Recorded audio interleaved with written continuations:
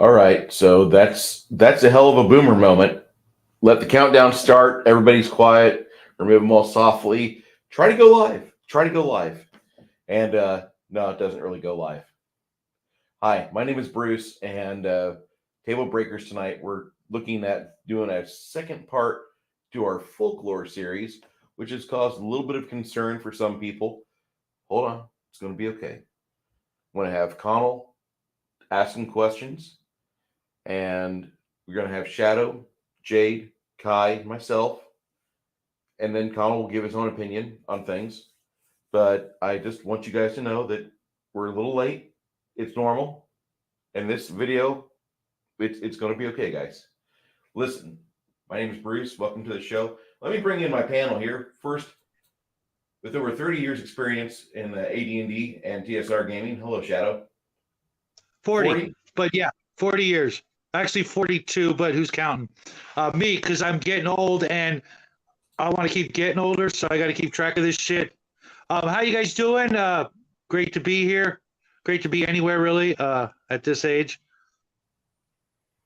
Hope you guys are all doing well. Oh, by the way, love the shirt there, Bruce. Thank you. We're going to bring in Jade, our host from last night's Gatekeepers, and the new host of Gatekeepers, I should add. If you've not added Gatekeepers to your repertoire for the week, your video diet, I'm going to recommend you do so. That way you can get some absolute fire. Hello, Hungar the Starvarian. Thank you for the super chat. Hungar the Starvarian says, for $5 American, time for the show. You're here. Hi, Jade. How are you? I'm doing great. Yourself? Dude, I'm doing fantastic. It's been a good day. I got in late. Sorry about that, but I'm here for this. And are you ready for the questions tonight? I believe I am. Okay. Next, our fourth panelist is Kai. Sir, how are you tonight? I am doing just fine. Fantastic. I'm glad to see you here. I'm glad to see you awake. And I don't want to push you past 9:45, okay? I appreciate that, though. I can go a little longer. If we need to, we will. But all right. I don't want to. I recognize your job and the deadliness involved if you are fatigued at work tomorrow. I don't need that on my conscience. I'm good. I just did 300 miles a day because nobody else wanted to drive, so I'm doing great. Okay. And our MC for tonight, Mr. Connell. Connell, how are you? I'm all right. You know, it was 500 miles there, Kai. I would do 500 miles more.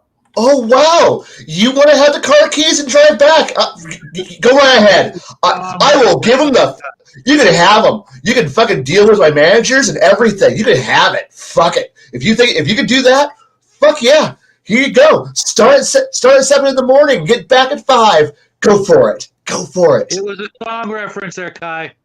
I understand the song. He would walk the 500 miles. Hungar wants to know if you're a CDL driver there, Kai. I work on my CDL. I mostly just drive a lot of panel vans around. So at the moment, when you say panel vans, those I'm assuming just a regular, no air brakes.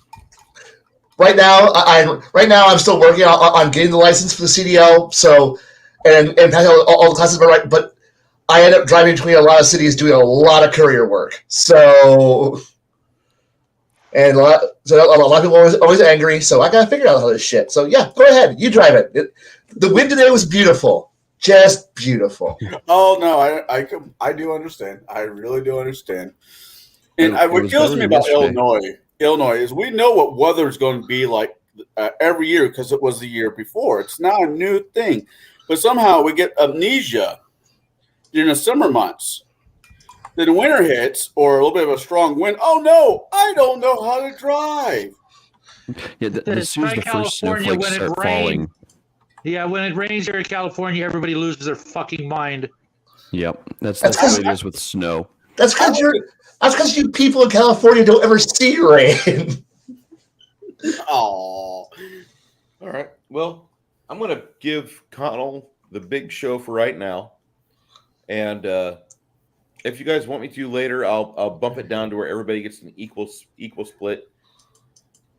Appreciate you, Hungar, once again for throwing that our way. That'll go towards the overhead and everything else that's going on over here. I thank you, sir. Keeping the lights on. Yep. Keeping the spam with the rice. It'll change.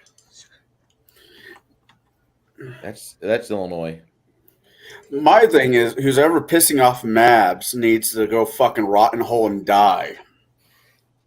Yeah, it's just the way the Illinois weather works. So we're talking about this folklore stuff tonight. That we are. So, what do you want to begin at? Where do you want to start? I want to apologize publicly to Shadow really quick. My writing skills suck ass. I recommend no one read them ever. But I will start with the questions. I'll start with the questions. This tonight, I want to talk about the real factor why people sit down and game is because of the fucking loot. Let's be honest. You don't care about the princess. You want your shiny shit. Well, we're going to talk about the legendary folklore shiny shit tonight to make everybody happy. No, not murder. Yes. You don't have to murder to get the shiny. Sometimes you can outright just steal it. Okay, loot goblin. All right. So,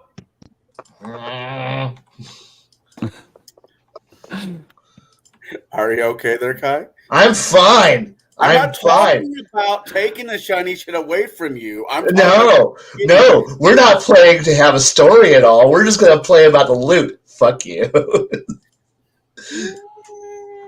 Yeah, It I will be- kind of agree with you, Kai. It will be legendary. I'm not about the treasure. I'm not about the treasure. Nah, well, whatever you guys need to tell yourself so you can sleep at night. So, I sleep quite comfortably. Thank you very much. Naked in a pile of $100 bills. Yeah. That's right. So, first question, and I also keep in mind that Shadow is a very much he likes to write his own lore and whatnot, which is awesome. But there's going to be some crossovers, and it will be what it be. Now,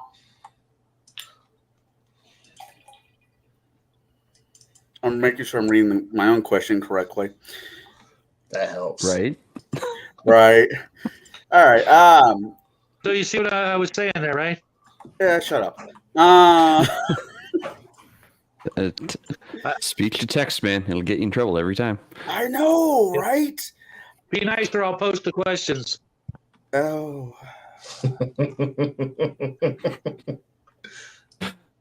What kind of when you're doing these fantasy when you're doing campaigns, it being sci-fi or fantasy, and there's got to be the MacGuffin. The MacGuffin of the story just happens to be a magical artifact of some type. The winged boots from Hermes, the wings of Icarus. These are things that most people know through either they have good parents, either they have good parents and they read to them, or TV was their babysitter. Or they have books. Books. Yeah.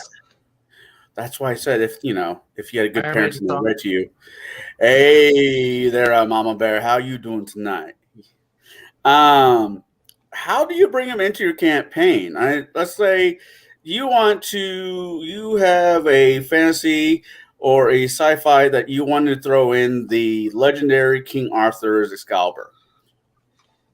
Now, is there only going to be one of these in your world? Is there on a world, or is there going to be variations of it where you might have to put the broken pieces back together and have it being forged by some legendary dwarf? How do you bring items like that into your campaign? Do you break them up, make them do find the small pieces, or is it just one lump sum? How do you guys handle it? What do you want to start with? I want to start with Kai, because Kai always starts us off with a bang or a rant, whichever comes first. Honestly, the idea behind a legendary item is there is only one. Why would you have? I don't go down to the Walmart and go pick up. I need 2 Excaliburs, one in an extra small because I have to give it to a halfling, and one. Do you have one in extra large for our half giant? Because he needs to have one too. I also have over here on the rack, 15 copies of the Holy Avenger because we need we have a guy out back who assembles them like a bike. Our bike guy assembles the Holy Avengers for you. What brand do you want? Okay, cool. You want yours to have fire damage? Okay, we'll work on that one for you. No. If you're doing a legendary item, it's just going to be literally one. And unless you have somebody who sits down and goes, "Can I reverse engineer Excalibur and then mass produce it?" Then yes, but most players no, because they're like, "No, you can't take apart the legendary sword of badassness. That's mine." But I've had a few players that go, "This is a really cool sword. How is it done?" And then they realize, "Oh, you got to sacrifice people into it for it to be intelligent." I really don't want to sacrifice people. Then I've also had other players go, "So what kind of soul do I need to sacrifice again?" And then they start figuring out how to do it. I mean, does that cover the question? Yes, that covers. Okay. It. All right. What about you there, Bruce? Whenever I introduce something into the campaign world, I don't bring it out like a dancing frog with a top hat. I'll be more bringing out, yeah, hello, my baby, hello, my darling. No, I don't do that. I actually will bring out more of a few bards and sages, and it'll be something the players will hear about when they go into cities, or if they're going into a tavern on the old school arcane side of town. They bump into those guys and they'll be like, "Oh, hey, you guys are mercenaries, right? Well, we found out that there's actually this old sword that came back into town. It's right now it's at the vault, at the Emporium, if you want to buy it, but it's not on sale yet. You have to put in your writ as to why you want to purchase it, but it's Black Razor." And that's my sword, buddy. A hell of a sword, great sword. But you have sages for a reason. You have the NPCs in your world for a reason. And so if dungeon masters don't really utilize them, they're depriving the party of the voice of the everyman in their world. They really are. And that's just how I use them. All right. What about you, Jade? So I mean, my world, because I am a home brewer, my world is fraught with legendary items that come from a bygone age. Now, if I'm going to use Excalibur in my world, it depends on which type of Excalibur we're talking about. Is it the undefeatable blade? Is it the cold iron blade, Bane against the Fae? Is it, it depends on what particular legend of the item that is in play. If the PCs are up against, legendary Fae creatures, I might use the sword crafted for the Roman legionnaires who were going into Albion at the time to expand their reign, and when they crossed over into Avalon, that's where they needed the sword that could kill the Fae, because they were beset upon on all sides by the Fae of Avalon. So their weapon, the legendary Excalibur, was a blessing onto them as a holy sword capable of dealing with Fae creatures. That's one particular legend. I can't remember the source of that one. It's been 20 plus years since I last read that one. But it really depends upon what particular legend or legendary item you're trying to include or take inspiration from. for example, if I wanted to use Gabol, the legendary, spear, like like which version of it do I use? Which particular legend do I do my research on? You also have the Moramasa or Masmun. Both blades are incredible, have really deep lore to them. But do I want the weapon that can that is bloodthirsty and will kill and slice through everything, or do I want the weapon of peace that will avoid killing at all costs? So, or as Baron G-Rock says, spirit and magic helmet. So as far as like what particular weapon I implore into my game depends on the flavor of the game as it stands. I have also made all my own legendary items.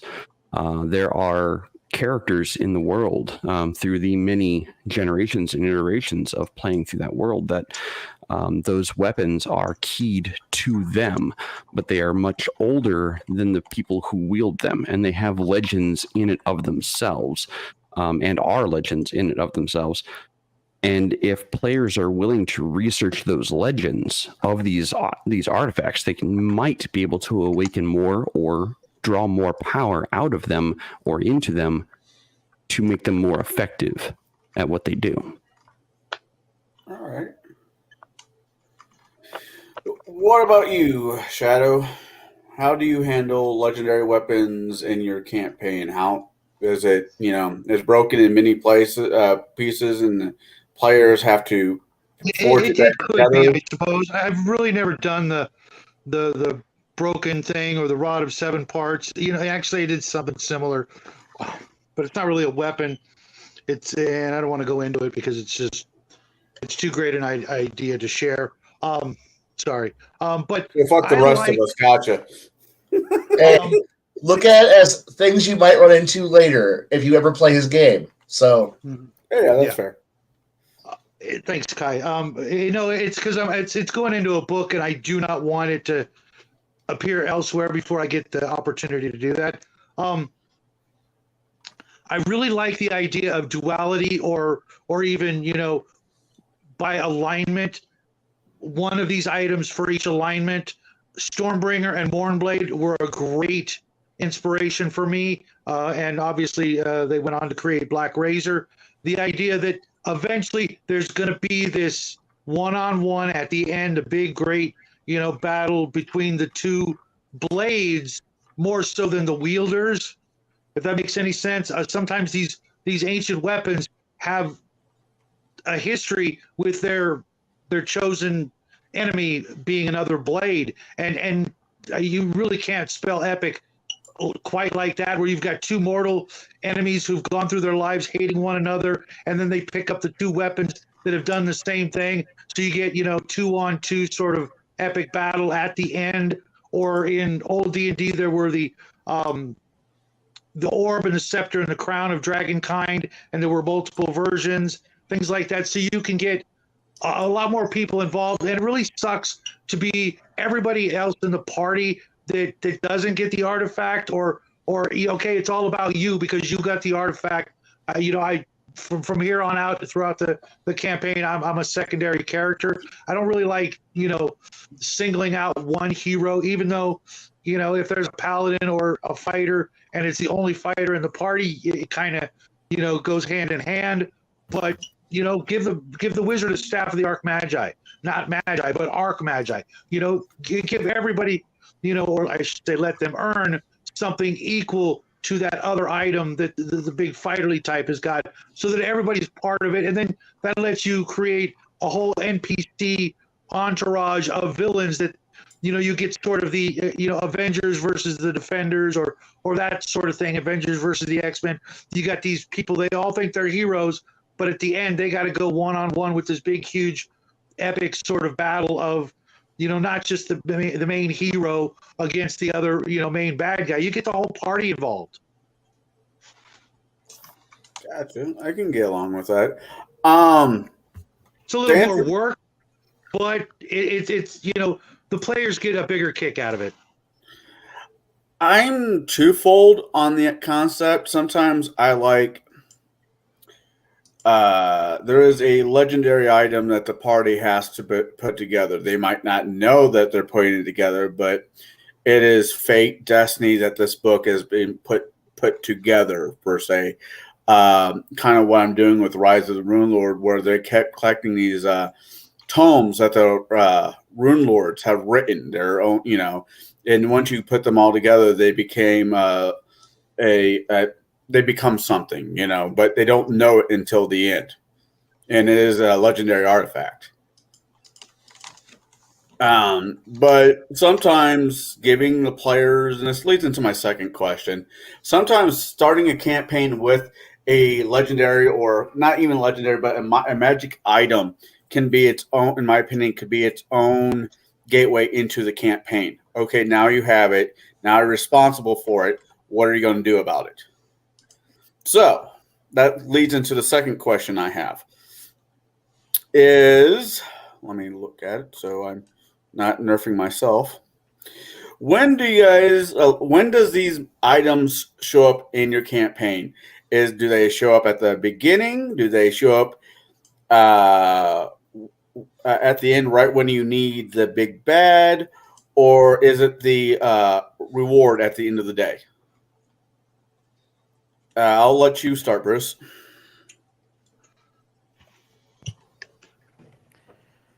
A game that's going to have the option of artifacts in my game, usually I'll drop it into regular treasure, and I won't say much about it. I'll give some hint, like it's got a magic aura. You don't really know what's going on with it because it just seems to have an identifying factor and a strong predisposition to radiate X type of magic. And you take like the hammer, you guys took it to a sage and you started learning about it, and it took you about 3 weeks to get acclimated to it.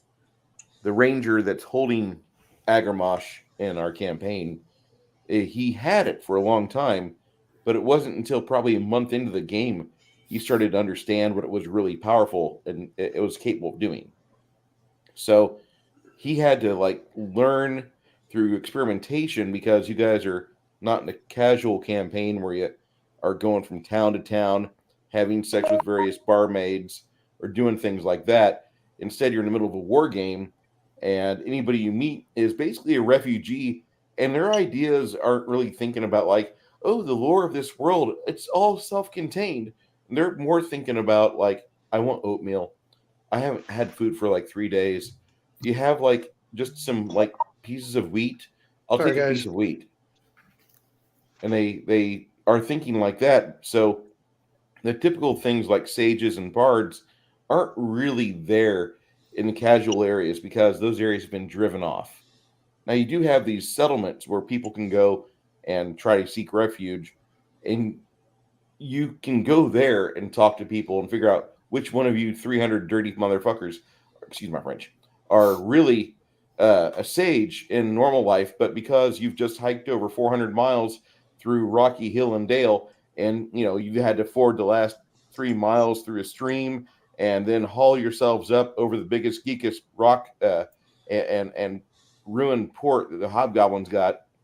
Which one of you guys actually has two ranks of knowledge here? Who here has actually been to college? And that's it's a little different for this campaign, but most time a game is you get a magic item, you can't really get any answers on it. It feels different than your magical +1 sword. How does it feel different? And you take it to a magic item shop, and they're like, well, give me 50 gold, and I'll identify it for you. And so you can just within a day's time, you've bought a pearl, sold a pearl, and the magic shop owner, the little gnome, is very happy with you. So you have the answers right away, but this campaign we're doing right now is a lot more. You've got to spend time with it. You've got to spend a lot of time before you can get used to the item's effects, and you have to experiment with things. And if you're not really doing much, you're not going to discover much. If you tell me like I'm going to spend all day smacking this hammer against various rocks or pieces of metal, I'm going to see if I can do something that'll awaken it or give me an answer. Okay, well, I'll give you like a 2 in 6 chance.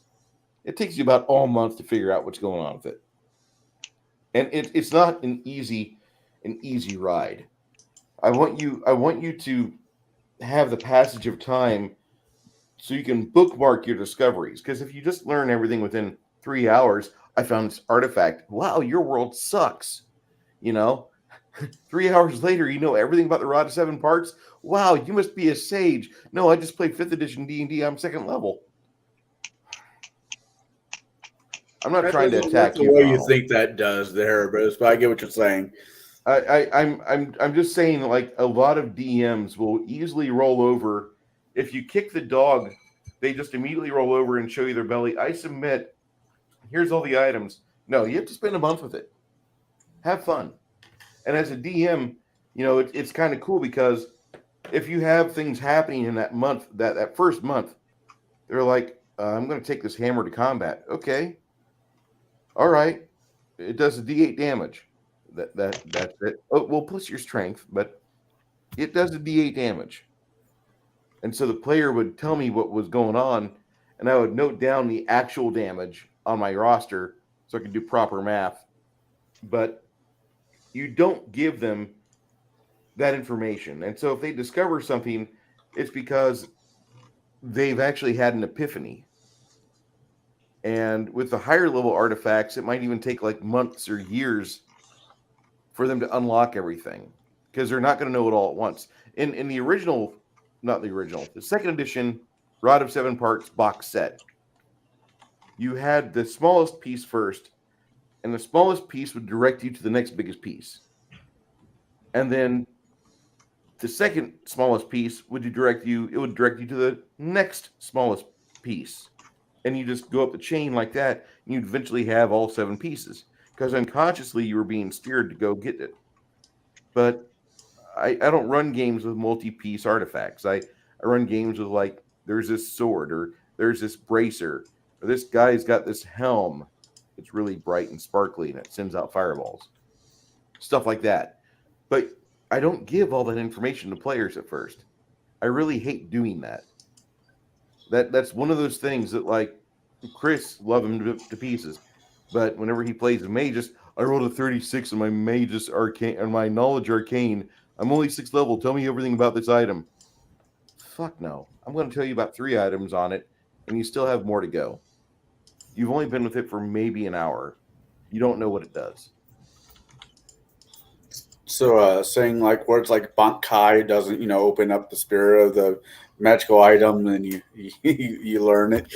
All right. If nothing else, you might get okay with like putting it on a stone altar and then saying, "Brother, Klaatu, Nick, I said it." Hey, if I can't make every once in a while make a Bleach reference, there is something wrong in the world. All right. So what about you? Are we doing Bankai? What? Sorry. I won't be Kampachi. My sword doesn't work. Ding, ding, ding, ding. Wake up, you bastard. Ding, ding, ding, ding. It's not my fault you're retarded. So I mean, you're not wrong. You're too stupid to figure out that you're overpowered. Fuck you. Your sword should just been a pair of brass knuckles. Anyways. Yeah, I know, right? I really enjoy that character, but anyways. All right, what about you, Kai? How do you handle this? When does the legendary, I'm going to stick with legendary for this one, but when does legendary item show up in your campaign? Is it the driving force of the campaign? Does it show up right when they need it? Or is it the treasure at the end? Congratulations, you did a good job. Here's your pony.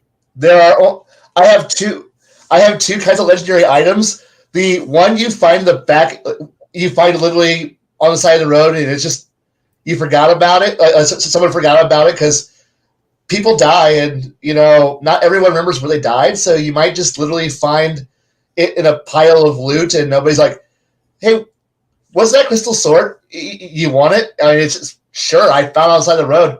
Cool, and then you find out it's actually cool, or it's you just find, like, I never hand out a magical super cool item as the reward unless you kill somebody who has a cool legendary weapon, and now you've got a cool legendary weapon because my players have learned don't break shit because that's how we lose out on cool magical artifacts. So yeah, Until the guy picks up that feet sunder.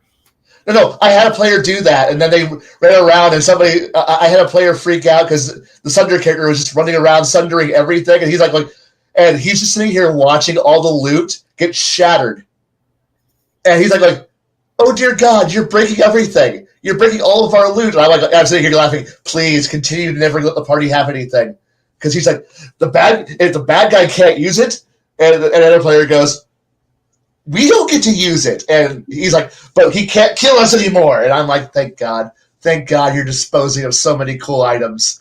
I love you. But no. Or the other way I do it is if I get the rare player who's like the Indiana Jones style character who's like, I'm going to go look for a cool item, but none of my players have enough patience to actually, be an Indiana Jones archaeologist because you're in a world that's got thousands and thousands of years of history.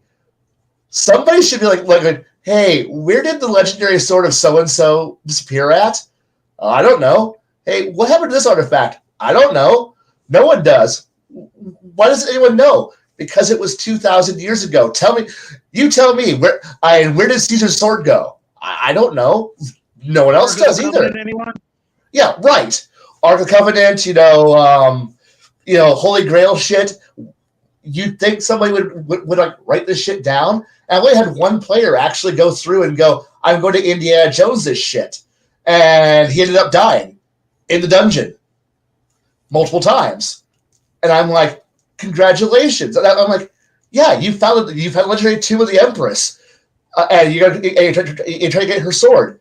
And he ended up losing 8 characters trying to solo this dungeon, and I'm like, I'm going to continue to kill you because you don't want to share the items. And he's like, well, and I'm like, all right, continue to die, continue. And he lost 8 characters, and I was so happy for it. But those are the two, so yeah, there's really 3 ways, which is you found it. I had one player I'm like, you know what, I want to discount Dan's dumpster of discarded magical items and found an artifact in there because, well, sorry, Discount Dan is a parent character, and I just use him as when people die in dungeons, somebody has to go in there and gather up your junk and throw it in a discard pile.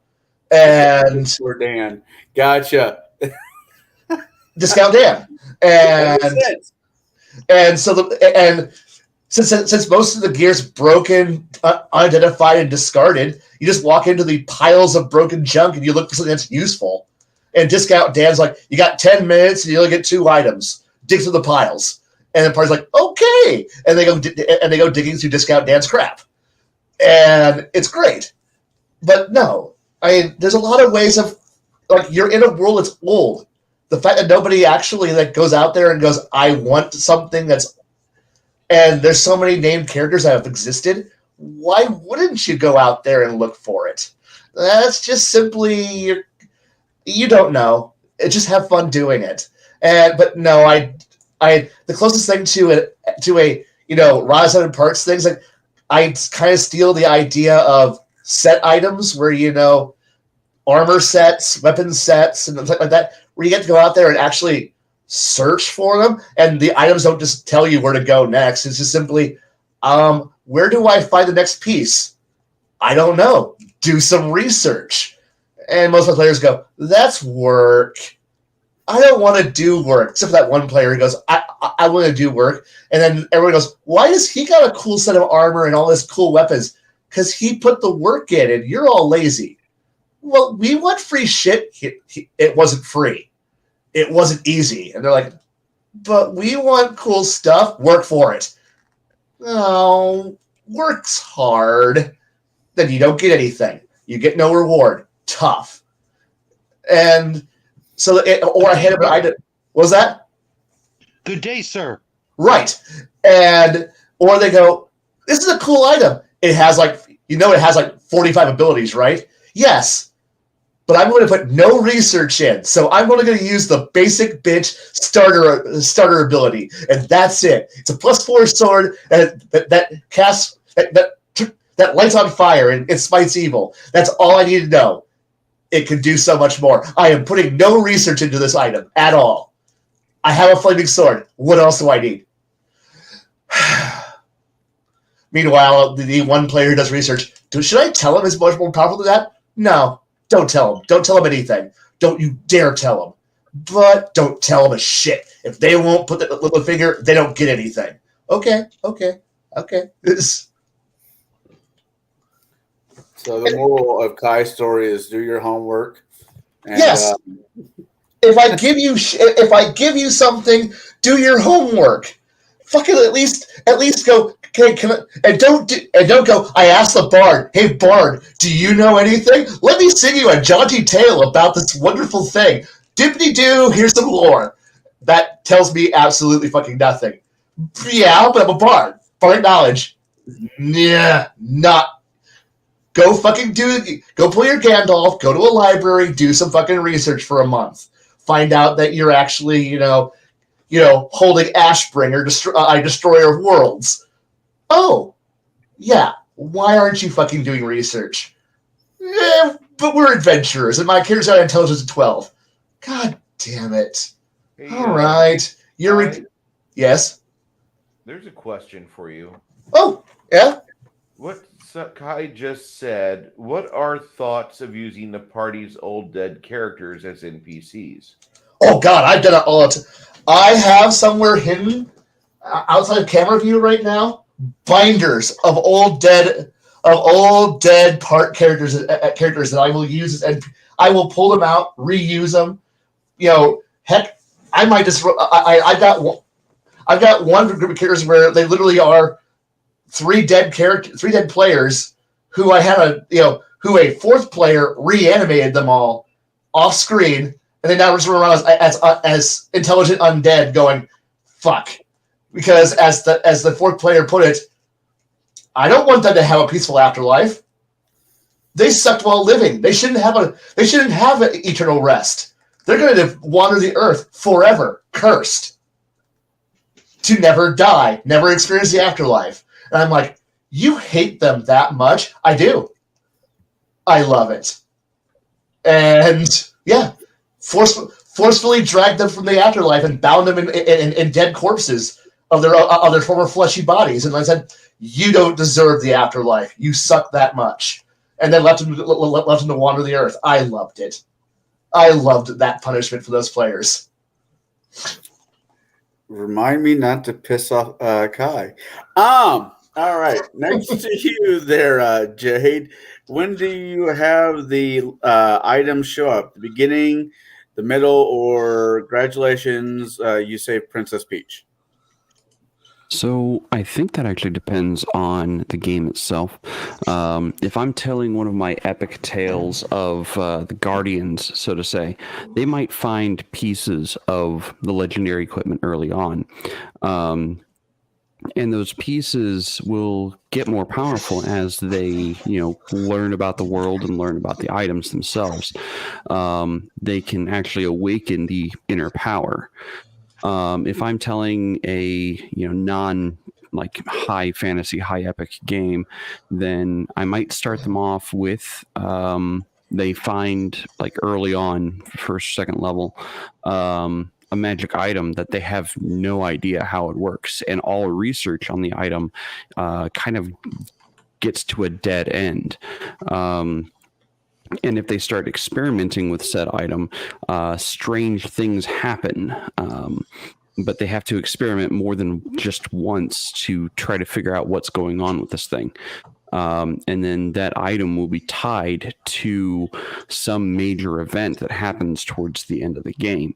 And they've been, they've had this thing with them all this time, and they've had a chance to learn about it and learn what it's capable of doing. So that they will have some kind of clue as to its purpose when the right time comes along. That was actually done with me as a player. We got this thing, we ended up calling it the Happy Fun Ball. And if you channeled mana or magic into it, it would take a different form, it would take a dodecahedron or a icosahedron, or other variable geometric forms based on what kind of magic and what level of magic you put into it. And it turns out that if you started pouring just raw energy into this thing at the end of the game, it actually had the power to strip away divine rank or divine abilities from beings, and it ended up being basically a god-slaying device. It allowed mortals to actually be on par, or put the gods on par with the PCs, because one of the gods had gone mad, and this item was kind of like the Ark of Divinity, so to say, but it could take away, not just give. So, and we had that thing by, I think, like level 3 or 4 in that game. All right. Knowing how your campaigns run, because I've been in a few of them, I have to say the pace that you run with magical items of note is really generous to the players, I'd have to say. I am generous with my magic items, but at the same on the flip side of that same token, the party is facing typically insane threat levels of things.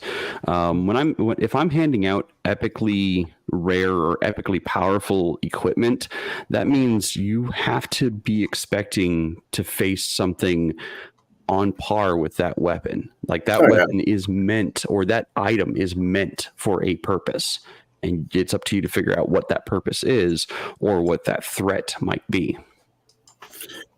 Free Merchant Core, I absolutely love that. Living Labyrinths are really fun to run through.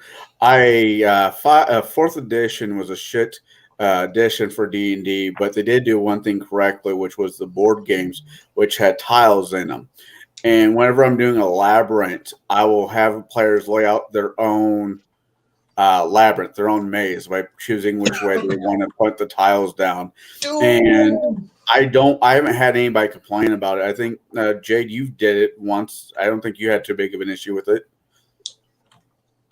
Yeah, just the one time I did that. But that was a unique situation. That is, I mean, there's a little bit of lore to it. The party had delved into basically the caverns of the Minotaur, and I'm like, well, I don't want to sit here and work out the math to my own labyrinth. I don't want to have to do that, because labyrinths are all actually based on mathematic equations. But so I'm like, I'm just gonna have it pull at random, and that's gonna be the map. And they ended up fighting a Minotaur. Actually, not just one Minotaur. They fought the legendary Minotaur, but they also fought all the minor Tours. Yeah, I know. I'm gonna be punished for that pun there. I know that's really bad. But it was a pretty fun encounter for me at the very least, because their torchlight didn't extend all the way down some of the hallways, and all they could hear was the stampeding of hooved feet. And then, the paladin, with his back turned to one particular hall, ended up taking 2 horns to the liver. Oh. Yeah, I like we lost Kai. You threatened his liver. He disappeared on you. I'm threatening my own liver. Okay. All right, there. Shadow, the man who does not threaten his liver anymore. Nope. How do you handle it? I had enough of that. Well, right off the bat, artifacts and relics are something you really have to earn. And I feel that the players really need to be committed to the game and to have earned it. Handing them out at a low level, just never going to happen. They tend to become plot armor if you do that. Suddenly they can't die because they're destined to do this or that, and that's a load of horse crap I'm not going to put up with. They can die. You've given them something that lessens the odds. And of course, even after you've given it to them, fair and square wise, of course they can still die. Sometimes they kill each other over said artifact, which is another reason why I don't like to hand them out very often. Because sometimes that jealousy, that greed, etc., will become too much for some players, and they'll covet that item, and that's the last thing I really want is player groups fighting each other, unless it's part of the social contract or whatever at the beginning of the game. If everybody's cool with it and they actually want to start duking it out or something like that, that's fine. But in your standard campaign, the artifacts, the relics, etc., you really have to get past that midway point, if not farther, closer into the high levels. There's so many magic items out there.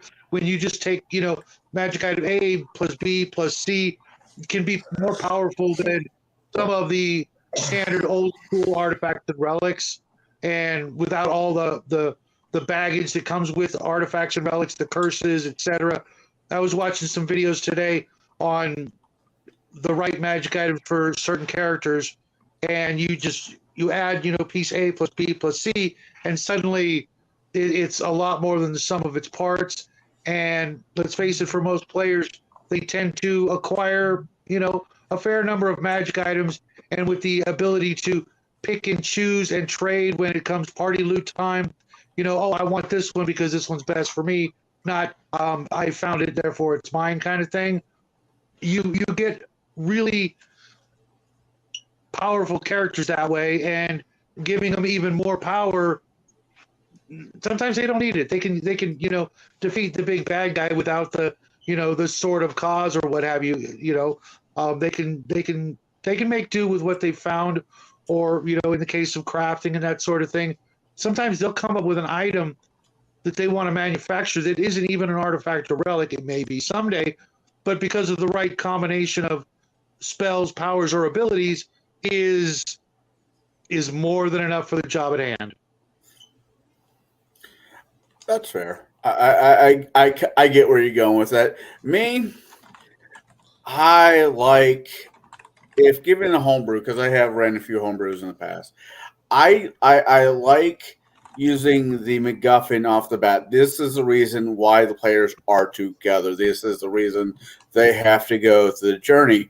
I'm rotating a ring in my hand because I'm thinking of precious, and that being the Fellowship had to take the ring to Mount Doom to destroy it.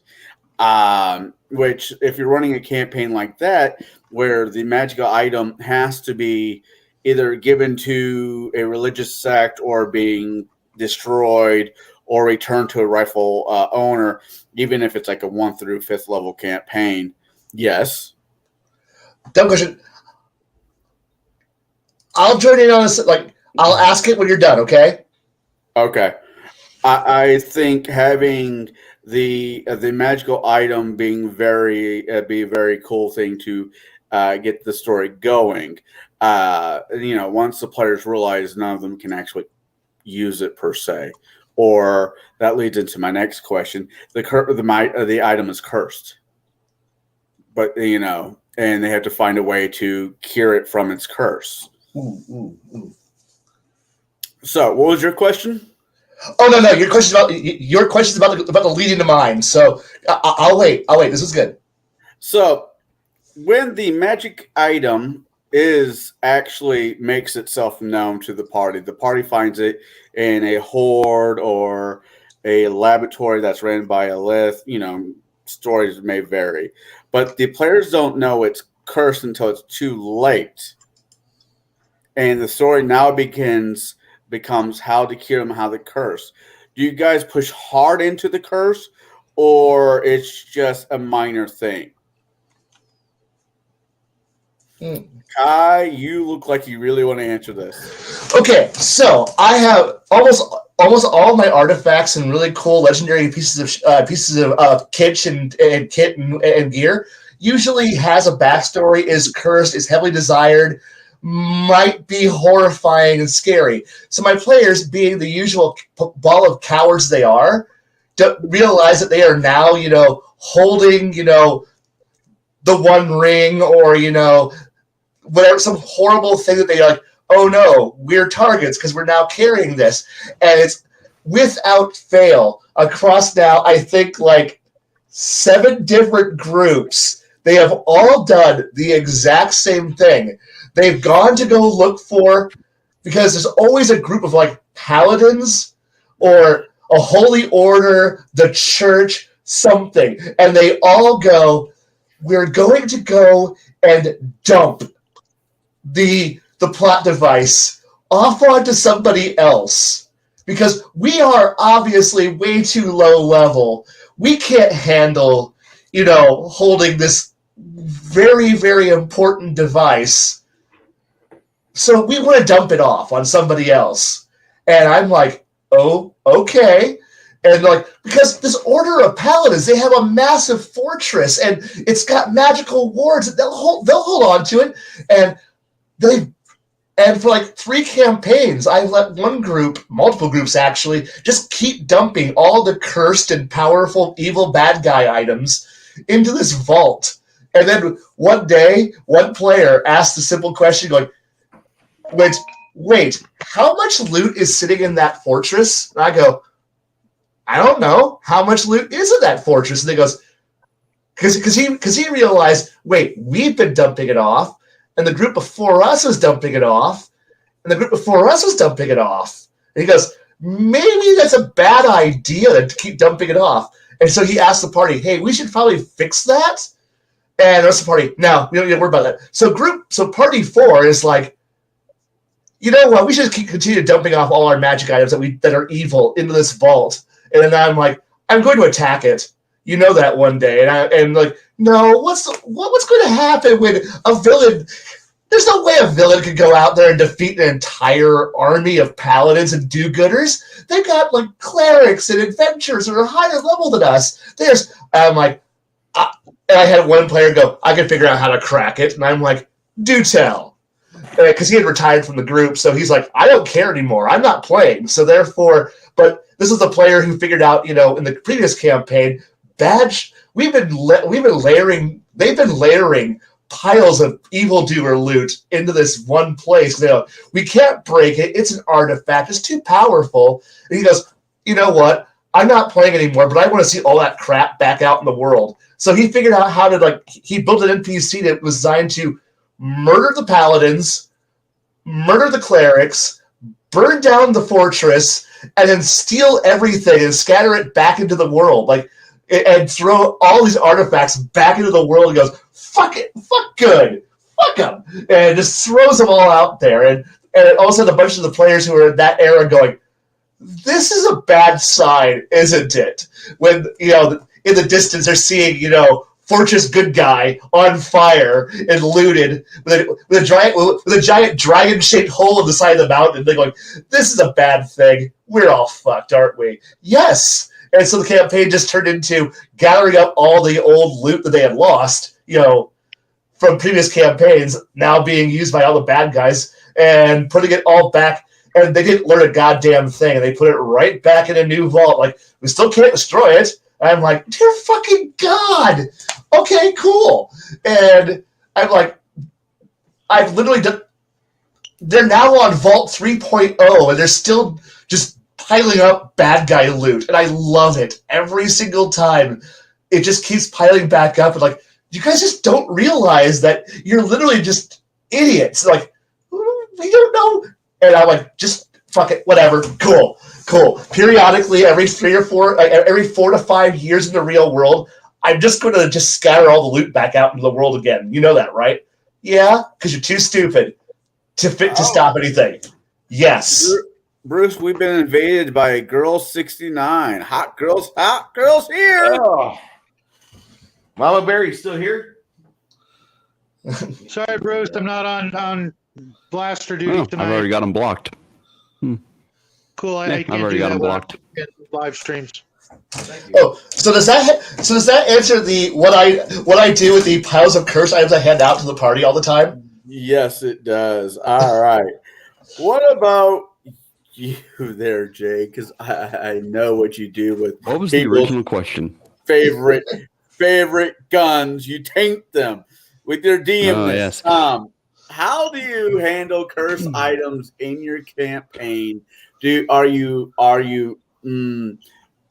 middle ground, or do you just drive into it? Congratulations, that ring now gives you leprosy. You have a +2 to your AC, but your dinky just fell off.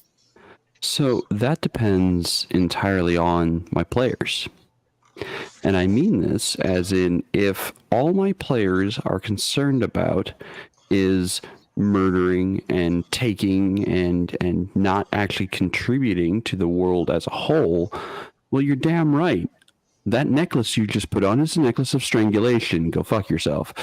Oh, that ring you just put on takes up 2 item slots and can never be removed, except through miracle or wish. Congratulations, you just lost 2 item slots.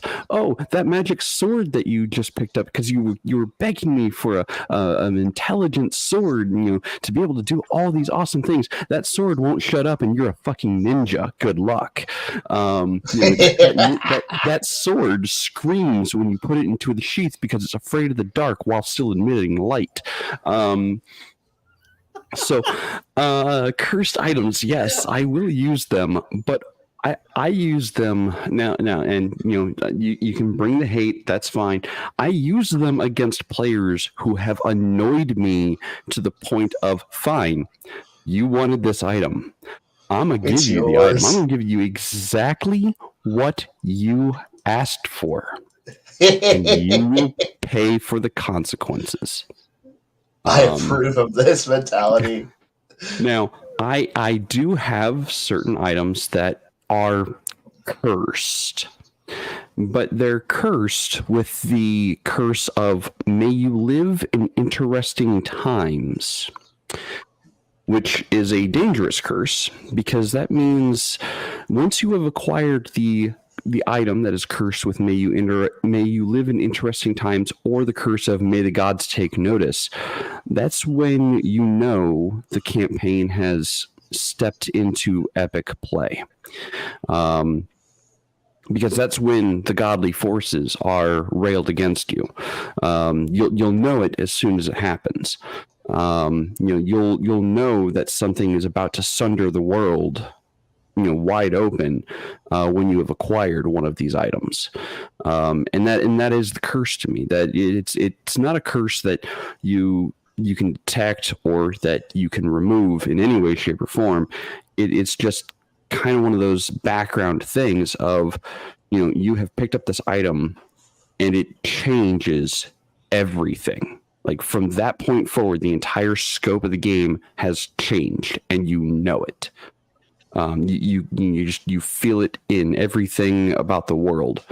It just, everything shifts in some kind of dynamic way, and your now whole focus is uniting this one item with its purpose, whatever that purpose might be.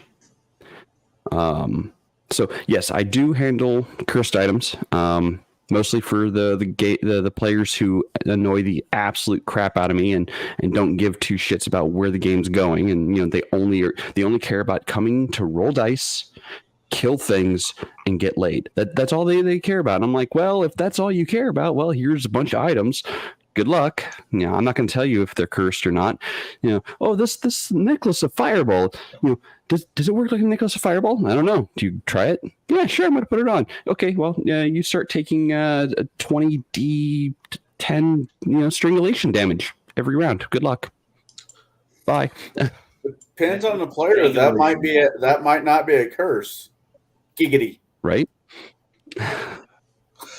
Anyway. Was this the Kung Fu Legend Continues curse? Anyways. We don't kink shame here. Thank you very much. I'm not kink shaming. I'm just making fun of David Carradine. I know. Yeah. Hey, whatever gets him off. Yeah. Okay. What about you, Shadow? Well, the very few rare occasions I do use anything cursed whatsoever, it's not because my players were annoying. I won't allow those people at my table. I also run sandboxes, so I don't care what they do. I'm just going to tell them what happens when they do what they do.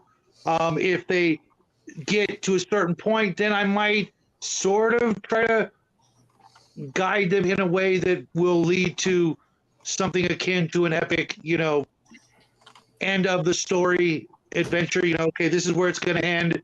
You could retire. You've done your thing. See, in the old days, magic items were a lot harder to make other than through just DM fiat, just going, I'm making a cursed magic item, or I'm putting this, thing here. I always thought how difficult, because of the construction rules to make a magic item to begin with, it would take the absolute bastard to want to make a cursed item. Now, I get it that an item can become cursed over the years through other, things happening to it, as opposed to someone went out of their way to make a necklace of strangulation. You've got to not only be an evil son of a bitch, but you yourself are going to earn in hell the equivalent of what you sowed in life. And most people aren't going to risk losing a constitution point to make something permanent. Most magic users don't do that. Okay? If they're going to make a magic item and it's going to be a permanent magic item, and they're going to sacrifice one of their constitution points, and when you run out of constitution points, you're dead, they wouldn't do it. They might use some of the other magic spells like Glyph of Warding and things like that to protect their magic items, or to make something dicky but not permanently dicky. What's up, Kai? You hit on something that I like and hate at the same time with the whole losing a con point, experience point loss for magic items. That makes so much sense until you realize just how many magic items that drop on random loot tables and average treasure piles, and how many items and magic items people are bathed in by the end of an average campaign. And then you realize that somewhere there is like poor wizards who are shackled, like they're about to be fed into the golden throne of the God Emperor of mankind, being milked by an evil empire to create items. And it's like I'm a wizard. Congratulate! Like suddenly a bunch of rogues and other people black bag your wizard and drag him off into a cavern where they're slaving over creating items. I'm going to die if I keep making this. I don't care. I need 15 more +1 swords. You got a con of 16. Don't worry. We'll wish you some more con. I don't want to die this way. You're going to die this way, and slowly 1,000 wizards a day die to continue making the magic items for the average adventuring group. Well, see, that's something that must have changed between first and second and third, because at first you literally could never enslave a wizard to make magic. Period. They can't do it. Cannot do it. And you know what? Pain. I will break fingertips until you cast your fucking spell and make that magic item for me. I will kill your family. I will kill your friends. I will break everything about you. You will love nothing until you make these +5 items for me. And I will grind it. It wouldn't do anything but make your suffering in hell legendary. You would never but the thing is, that, ever. How do you have everybody in the party wearing high-end magical armor? How does everyone have high-end magical weapons? How does everyone have high-end magical rings, magical gear, magical just miscellaneous tchotchke crap that that have their magical gear? You've been finding it everywhere. Who is being fed to the golden throne to make your magic items that your party has? Well, someone over thousands of years have been dying for this. Here's the thing, Kai. In AD&D, clerics can make magic items as well, and it did not make that happen. The con lost. You would make the item, you'd go out and pray, and your god would then go bling. Okay, but it's done. Therefore, you're not going to actually blackmail or extort those kind of things from a clerk. And But the thing is, many of the magic items would have been clerical creations. Okay, so at that point, you're still having people who are literally giving up parts of themselves to make mountains of magic items. Or there wouldn't be mountains of magic items in older editions. That was the other thing. I mean, older editions had magic campaign, but older editions had loot tables that you could roll on, and most of them had piles of gear that you could get. You just rolled it and you got shit. On average, if you were rolling on those tables, you had a 30% chance of actually finding magic per treasure type table, and that's 1 in 3. Sometimes you'd fight those group of trolls and they'd have nothing but money.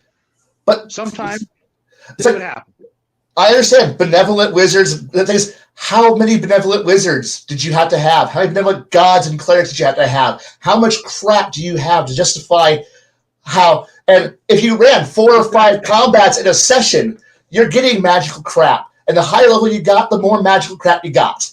You got scrolls, you got potions, you got rings, you got staves, you got armors, you got fucking weird-ass items. You got everything. And you're going to be bathed in it. Somebody had to craft it.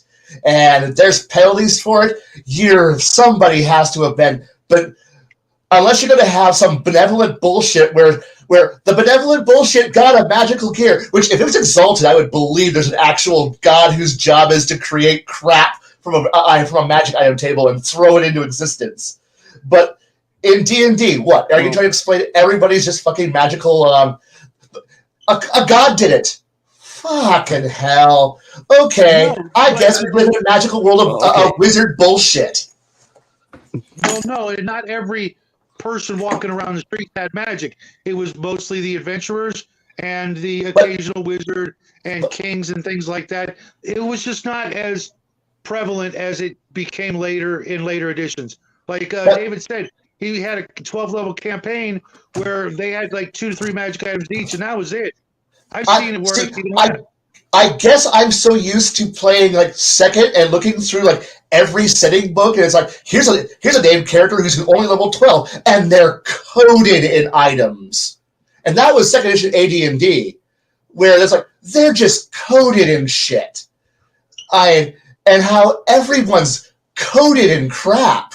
Like playing a legit game, and like everyone by the end of like 1 year of play, 1 year of actual play, where it's 2 weekends, 2 days a week, every week for a year, and everyone is drenched. Where it's like, well, shoot, I'm out of item slots. Now I need to find some better gear. And this is why like magic. Like I found an artifact. It's only slightly better than the cool shit that we've been picking up on the random item tables. Okay, let's keep playing. Different campaigns, different play styles, I guess. It is. I've seen, lots of different campaigns with lots of different amounts of magic from, Max who if you get a magic item, it's got charges and you're lucky to have found that, to Monty Hall games. And I'm somewhere in the middle, and depending on the game and the campaign will determine, how free-flowing magic is. And I'm sure there are other ways, but I was just talking about specifically the permanency spell. That's what I was. And since that wasn't second edition, how you made magic items was permanency. It was like you made an item, you cast a spell, and then you put arrows. They need them on potions or scrolls, but items. Okay. The only items that anyone ever cares about are the armors, weapons, and items, and stabs and rings and other things, and all of them required permanency. Somebody casts a spell, permanency gets cast. Now you have a cool item. That was second. Second was I was crap at times. Second had some of the worst crafting. As somebody who loves crafting, second had the worst crafting, which says something. So okay, I think we're way off topic at this point. What does this have to do with folklore? Sorry. Okay, I mean, like it's a great discussion. Don't get me wrong. You guys are really impassioned by this, and the giving of magic items. But keep in mind we are talking about folklore type items, be it cursed or otherwise. But a lot of folklore items usually somebody had to have cracked it at some point in the past. So I'm sorry. You are right. But when we diverted off with somebody's crafting cursed items, and then suddenly we're getting into crafting and losing con points and crafting penalties for making these things, and that led to the Golden Throne and the Golden Throne comments, where if we're going to play with shitty, you're losing experience points, using levels, and losing con points to create items. Well, you're right. There's the Golden Throne. Feed the casters into the throne. And I understand that, because magic items have to be crafted by someone or something at some point in time. I get that, but who says that a person's actually crafting cursed items? What if the cursed item is? And I'm sorry to take your speaking time here, Shadow, but what if the cursed item is a result of a horrific accident, or let's say, fate has a way of sometimes imprinting, bad juju on things. It was used to kill somebody, therefore, killed some children, and now it's, cursed or haunted or what have you. I was just trying to explain that the curse, the curses have to really, in my opinion, come from something more than just some dick wizard just putting out, practical jokes into the world. It's got to be more based on something a little bit more heavy, something tragic. This is why this thing is cursed, because it did something in the past, and that taint, that evilness has never been able to be cleansed from it, and that's why you have this particular aura or curse or weird aspect of it that makes it shunned by normal folk. Or sometimes the belief in an item can change the item, depending on what kind of game system you're running. Like if you're running World of Darkness, where someone has the true faith merit, their faith can empower items. But if they believe something so strongly while wrongly, if they believe in something that's inherently false or wrong, it can change the item negatively as well. As an example, I'm going to use Excalibur or a Holy Avenger as this example. If a Holy Avenger is taken from a paladin who is beaten bloody, like they are beaten to the point where they can't move, and that weapon, while the paladin is still alive and that weapon's still under their care, is taken and to slaughter innocents, hundreds of innocents, entire towns of innocent people, does that create a now cursed Holy Avenger? Good. Like the circumstances that lead to a cursed item are something that is probably within a story somewhere. Right. I think TSR first edition sort of went a little nuts with the propagating of magic items that were just clearly just, sick, twisted practical jokes. Gygax himself even said on many occasions on things like the vial of poison that you find, you were, as a DM, encouraged to try to get the players to drink the fucking thing. To me, that's just shitty gaming, and gaming with people you actually hate as opposed to your best friends. If I had pulled that crap back in the day, I probably wouldn't be here.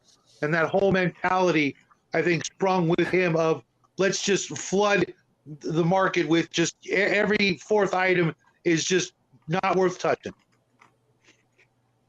No, well, that's an extreme example. I throw maybe one cursed item in for every 20 sessions at most. That's if the players are really annoying me. Looking at you, Connell. Looking at you, Connell. I haven't got hit by any curses as of yet. I've hit you once or twice.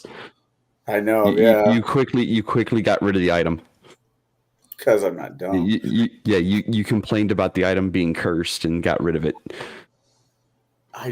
not saying you're wrong. I don't remember it, but I drank and slept since then. It was over 10 years ago. So I have a daughter that's 13. I have other things I have to keep in order.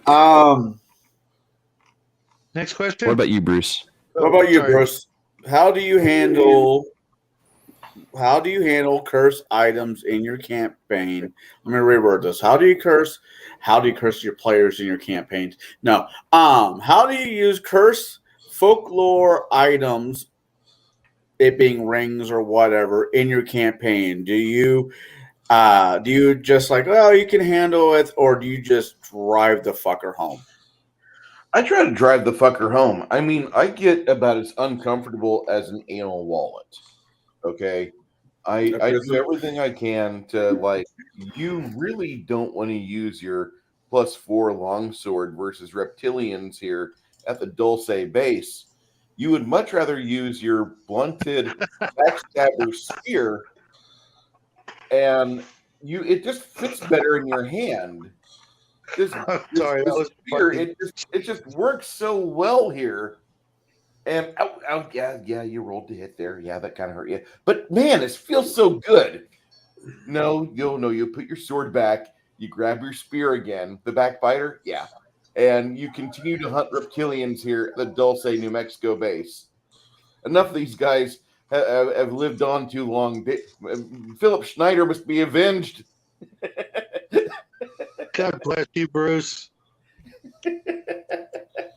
Hey, James L. I think you made my week with that one. All right. How do I handle curse items? I have, with the Rise of the Rune Lord, I have one curse item. The players don't exactly know that it is a cursed item. They're just not aware how bad it can get if, like I said, the books continue to get put together. But I handle it as the mechanics of the game say. They once they're aware of it, they make will saves to make sure it does not affect them, and the DCs are fairly high. Not unreasonable high, but high enough. I don't outrightly put curse items in my campaign more than any one DM should. I mean, there are curse items that some players just love to have. Deck of many things. No matter how you run it, it's a curse item. Even if you get one payout, doesn't mean the next card is going to, be another payout. With Pathfinder, you have the Dragon Knuckle Bone dice that are also, is basically the dice version of the deck of many fucks, where just because you get one payout doesn't mean the next row is going to be there. So I put my players through hell. So I don't try to normally add to their misery. I do have an encounter that I'm working with on that has Mirrors of Opposition in it, which I think will kill my party outright, because I want to prove a point to them. But that's just me as a DM. But no, it's not a chicken thing. It's just I want to finish. I want to get through this module, and I think adding between the book, and other small little things, I don't really do big to it because I don't want to give them a bag of beans. I want the campaign to keep going in a direction, not, hey, we plant these beans, now we have to deal with the giant. I wanted to get the story keep going. What? Who's the first person you kill in a Mirror of Opposition? The person next to you. I mean, the ninja. Yeah, the ninja, then the spellcaster, then the archer, then the barbarian. I'm not upset that you killed my character like outright. Like no, not even a second's worth of hesitation either. Like as soon as my character got swapped with the mirror, Like I got pulled to the mirror universe and my double was standing on the opposite side. You didn't even hesitate to kill my character. Like not even one moment of hesitation. You realized right then and there if you didn't take that evil copy of my ninja down, the party was wiped. I actually had one ninjas person. Are broken. Don't allow them. I had one person is actually outrightly lawful evil in my campaign, so he's going to pump out a lawful good character. Ninjas don't exist. Yeah, good. We all know ninjas don't exist. So what? If a ninja falls down in the forest and no one's around to hear him, does he make a sound? If a ninja does anything anywhere, he doesn't make a sound. But if he does make a sound, it's probably the last sound you'll ever hear. Ninjas are more rare than a sober longshoreman in my campaign. I was going to say more rare than a virgin in Tijuana. I can't imagine who. I've heard that line multiple times from somebody's dad that's in this panel. Wow. It's more rare than a virgin in Tijuana. What the hell did he just say? Truth. So here's the question. And looking at the time, I might be able to get another one out of this one. What? Calvin? Oh, Chris is here. Dude, we got James L. We have a chat room full of great people. We really do. Howdy, James. Yeah, that was hysterical, man. Now, the house always wins per the deck of the mini. It's not it's the mini fucks. How should I put this? How do I whistle? I want to whistle right now.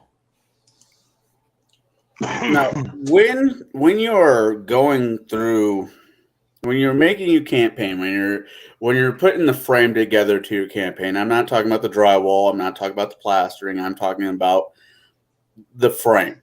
And you have to have a reason for your players to do something, and you're going to use, artifact. But you don't want to use the random-of-the-mill artifacts that we know, we all think of, like the ring from Lord of the Rings, Odin's weapon, some god's weapon, but just a random weapon that no one would ever think of. Now, do you guys go through literature, like random stories, novels you've read, TV shows?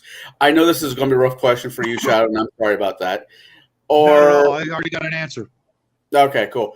Or do you look through like the magic item companion that 3.5 put out? Because realistically, all my magic items are legendary. Even if you can buy them at a magic shop, the fact that they're magic means they're more than the average. They're more than just something you pick off as well from the dime store. Now, I know this is supposed to be folklore. Folklore has the ability to, especially with a lot of the old stories, turn a shoe, a bag of beans, a blue ox. Yeah, multiple things. Whatever it could be turned into. Right, folklore.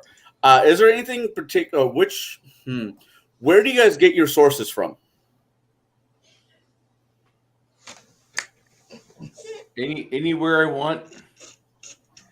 Oh, but yeah, Kai's having a fit over here. No, I'm pointing it towards those books. Those are amazing books. Yes, they are. Have you seen these books before, Connell? No. They are the best books ever. Yeah, they are. Yeah. The spell compendiums aren't bad either. I prefer these over the spell compendiums, even the pre-spell compendium. The fact that there is a sword in those books that can cast a nuclear bomb once per year, it's great. Once per year. Once per year. For the kids. Once per year, you can wipe out a multi-mile radius with many more dice than most people have hit points. So you can roll all ones and kill high-level characters with a nuclear device you can only use once per year. Oh, no. I'd like to also mention that Mr. David Giles in chat. If you want to know who David Guile is, He's got a lot of books available over at Big Geek Emporium, and he wrote one of the really coolest RPGs that I've been reading through. I've been putting pieces of it on the web as I go through each individual 5 or 6 page section. It's pretty badass. Okay, go ahead. Yeah, nice meeting you there the other day, David. He's a good guy. All right, so I will start with you, Shadow. Where do you get your source for when you're framing out your campaign? What sources do you use to get for your magical item? I mean, yes, folklore is really where we're going at, but I knowing how you are with that, where do you get your inspiration from? The players. The players. It's not a game without them. And like right now, I'm working on a campaign that's going to have Hungar and possibly Fritz and Mac, James L. I hope will be there, and some other people. And I really want them to have a good time. Yeah, of course, there's going to be some horrible, encounters and things throughout the game. But I want them to be engaged and enthralled by the entire idea. So I really think about them first. I want to know what they're going to run well in advance of getting everything set. I will put down certain things about, like you said, the framework of the world. It's something that I want, like the game I'm getting ready to run. It's for lack of a better term, it's basically a water world. There are some land masses, but it's probably 90% water, and I want the players to be able to excel in whatever character they've made. So I really look to them for most of my inspiration. What would they find cool, and what would they find horrifying? All right. What about you, Bruce? Can you hear me? Yep. Yes. Okay, I apologize. My inspiration for gaming, for finding things to put in the game. Usually, I will go to various parts of the internet, or I'll be reading or listening to a podcast.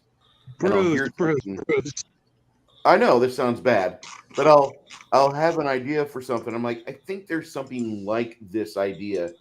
Let me go home and check. And I get in front of the PDF pile, or in front of the dry books pile, the dry wood pile, and I start going through it. And I might find something that I really need to put in the game. Like one time, about a month and a half ago, we went to a temple, and the paladin was being treated very well. They gave him one of the elders. One of the elders was walking him around like, "You have no idea how nice it is to have an actual representative of somebody who believes what we teach her."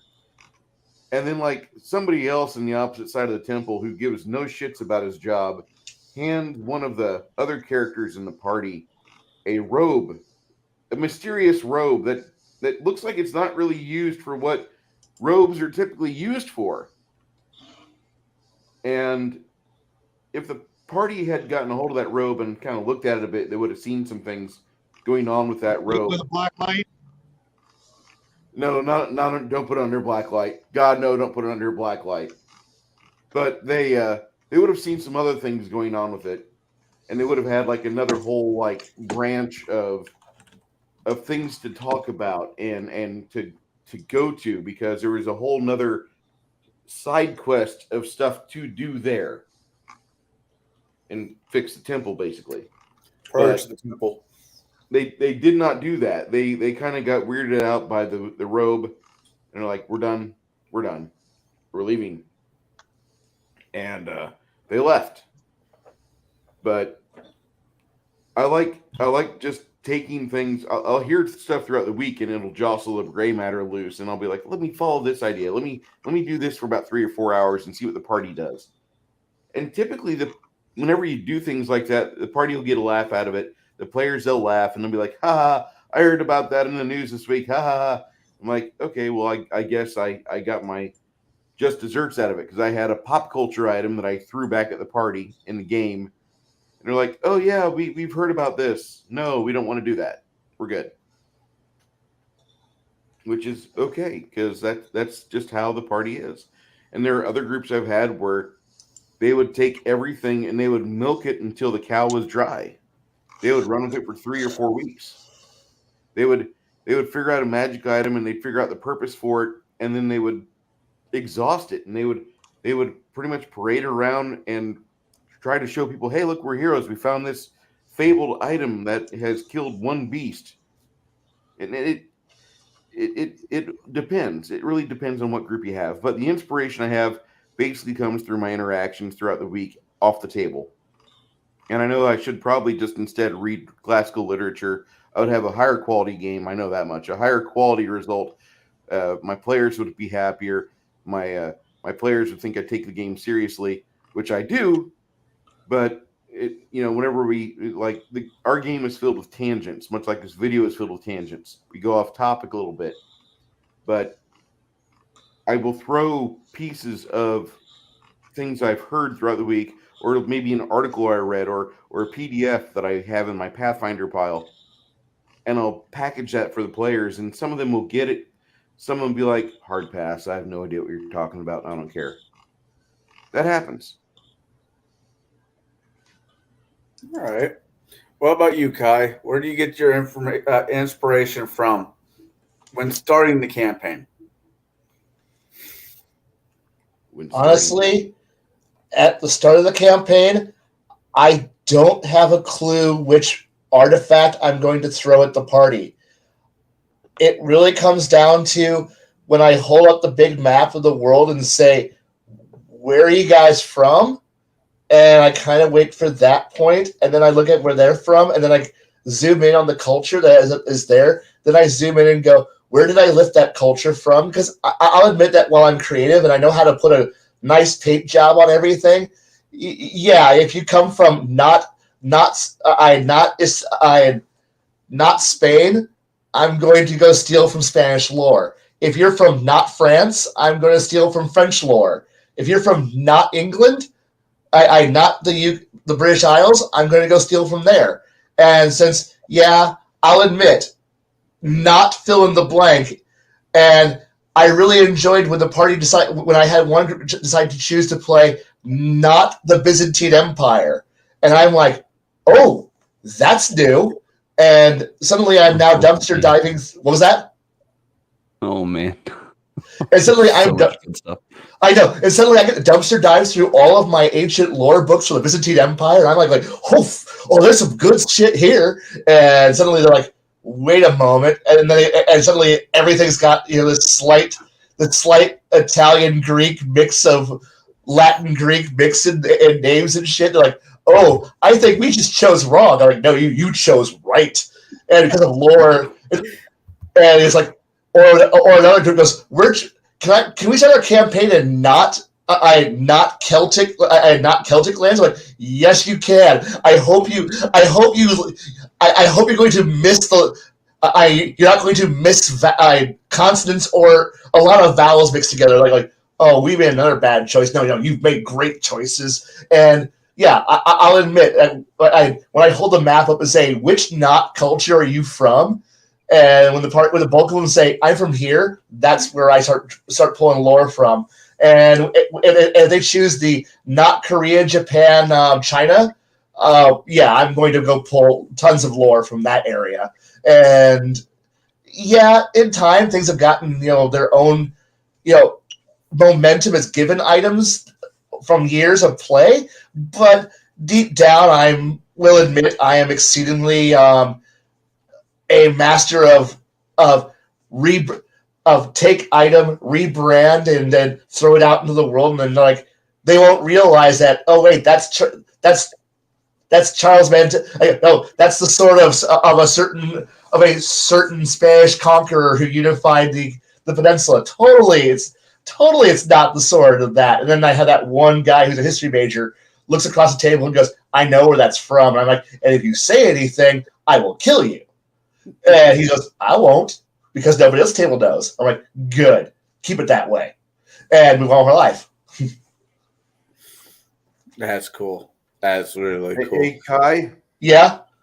How many games have you had where you had people say, I come from a land ruled by not Tamerlane? One. And I looked at them and went, you are special. And because everybody else chose some other place to be from. And I'm like, God, why must you guys choose the safe answers? And it's like, wow, you're all playing from not this place. And I'm like, yay.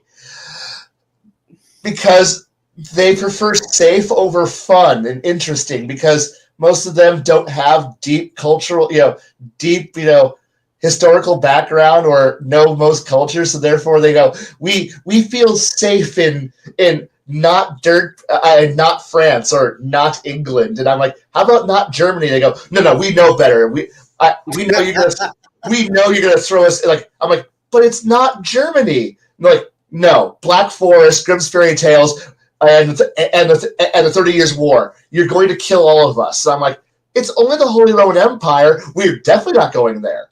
And I'm like, Austria and Brandenburg are crying because you're ignoring them. And they're like, good. We're going over here now. The Sun King will like us more. We feel safe in Sun King. I'm not from Arabia. Wait, what? Because I had a player who literally said, I wanted, and not Arabia, he was like, I want to be from not Persia. It has a real name, but yes. But you guys don't need to know about that. It's actual name. But he said, I want to be from not Persia. And I'm like, wait, not Persia? He goes, fuck the Arabs. I want to be a Persian. And I'm like, done. Here's an entire freaking region for you to be from. And he's like, you already had this plan, didn't you? I go, nobody wants to be from not Persia, but it's already waiting for us. And he goes, why didn't you choose Persia over Arabia? Persia is cooler than the Arabs. Sorry. Like the Assyrian Empire was here before all you Arabs were around. Fuck you. I want the empire of Assyria, Babylon, and everything, and everyone else. Fuck Saudi Arabia and fuck the Arabs. No, Persian Empire, Assyria, full 100%. Let's go. I gotta ask, do you read a lot of the Osprey books? Yeah, I might have a lot of them. A lot of them.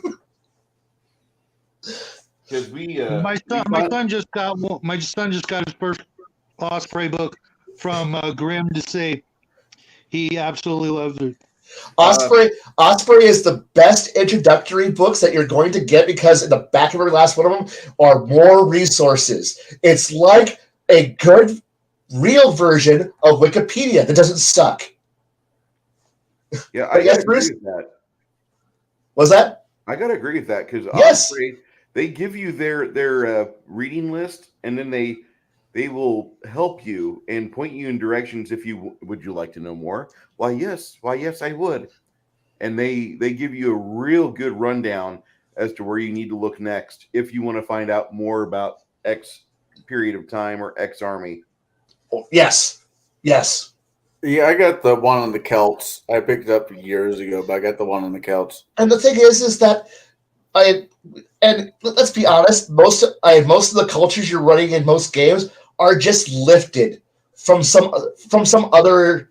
They filed the serial numbers off enough that it's like, where are you from? I'm from not Venice, not London. It's Waterdeep. It's totally not. It's totally not London. Really, it's not. Really, no. It's a magical London. It's special. See, it's not as stinky and British. It's just a major trade port hub that of a vast merchant empire. It could be Venice. It could be Florence. It could be London. Just don't pay attention. It's just a mix. And I'm like, yeah. I know where you're stealing here from, guys. I see Yeo Geek is not with us, so that's always good. All right. I'm moving along. What about you there, Jade? Where do you get your inspiration from? Where do I not get it from is a simpler answer. Anime. I don't know. I mean, so yeah, I watch a lot of anime. I played a lot of video games in my youth. One of my favorites is Chrono Trigger, and there's a lot of weapons in there, or a lot of items in there that can have legends or lore in them. I'm into Brandon Sanderson's novels, the Stormlight Archive. And if you want like legendary artifacts, you look no further than the Stormlight Archive, because they have entire lore generated around these things called shard plates and shard blades. They are like, one blade is worth an entire kingdom. And because of how rare they are, there's only so many of them. And they are these weapons that can cut through anything with minimal effort except living tissue. And the plate, the shard plate, for example, is so robust that almost anyone who does not have a shard blade can almost never defeat a person in shard plate.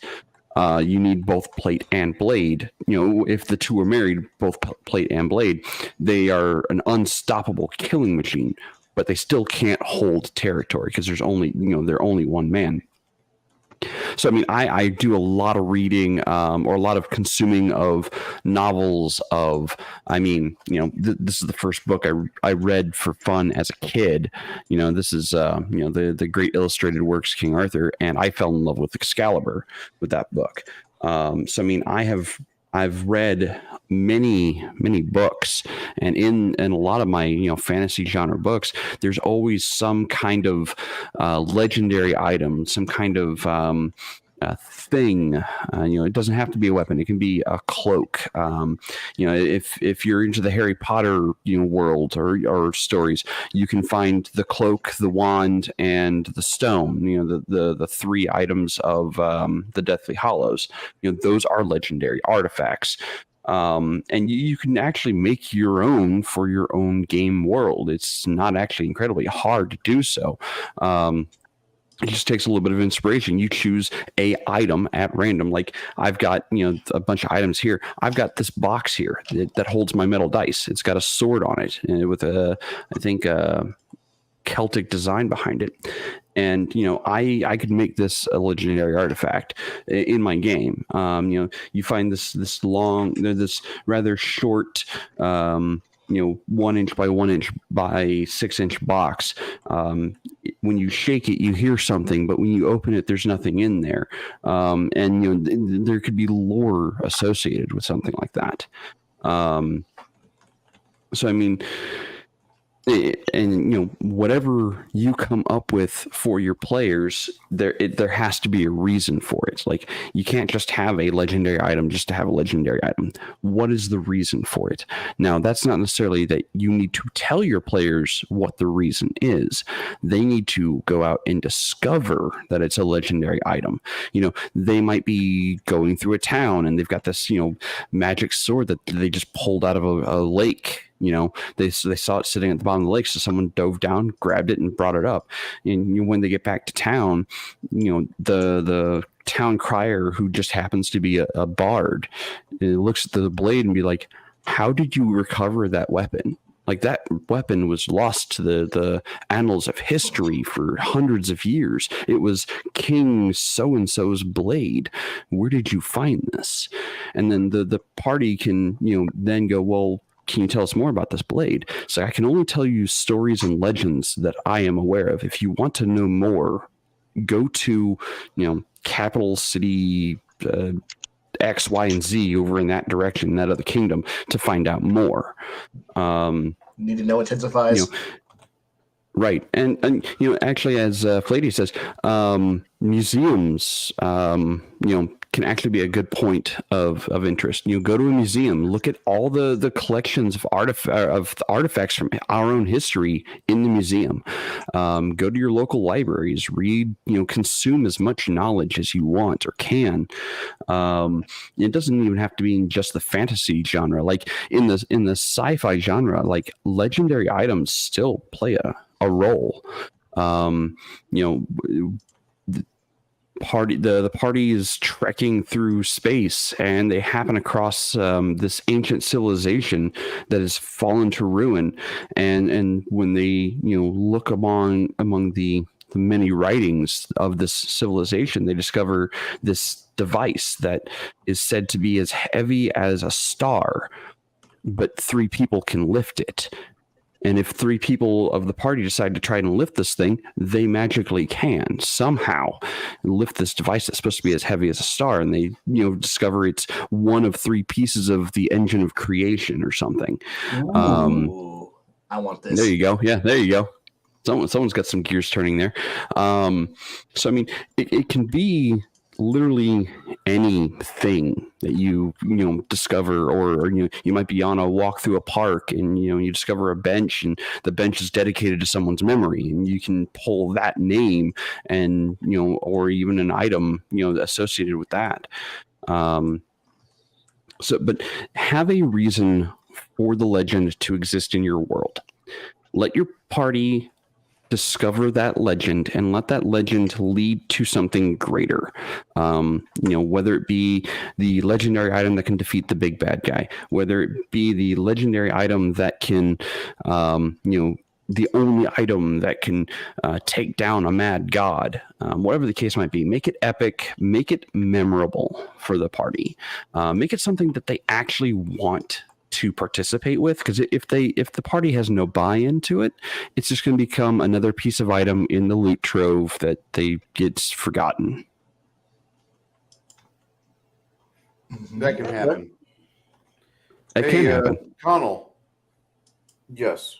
you ever hear of Fred Saberhagen? Name sounds familiar, but I'm not placing it. Every grognard I know has his books, or has had his books on the shelves. But he has a series called The Book of 12 Swords. No, I've not read those. Thought you were gonna go with Berserker, but I kind of knew you were gonna go with that book. Yeah, I'm good. It looks like a book I need to look into. All right. It's a good series. It's just it will end predictably, but it's got a good ending.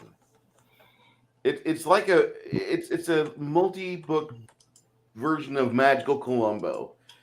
The clues come in, you know how it's going to end. Are they fun to watch come in? Absolutely. Well, maybe if you're not Kai. You want a piece of inspiration for a legendary item or artifact? I just happened to be looking around my basement here, and I happened across this. It's a board game. It's called Dragon Castle. Now, the first thing that came to mind with just the title, a Dragon Castle. Okay, what is a Dragon Castle in respects to lore or legends? Well, what if it's a flying castle? The party finds some kind of item that teleports them to this flying castle of the dragons, and it has a bunch of dragon motifs to it. And they can then go to the library inside the Dragon Castle to learn about the castle itself and what it's capable of doing. And what does this do for the party? Well, it can move them around the world quickly. It can it is a mobile fortress, but what other purpose does it solve? Well, maybe something in the castle can be used against the BBEG or the final encounter of the game. Maybe they sacrifice the Dragon Castle in the final encounter of the game and drive it straight into the head of a dragon. Whatever the case might be. And that's just something that I had sitting around in the basement with me. All right. Well, my answer is fairly. I mean, Book-wise, literature I've read. I'm not gonna say that I've read everything, but I've read a lot of different series over the years.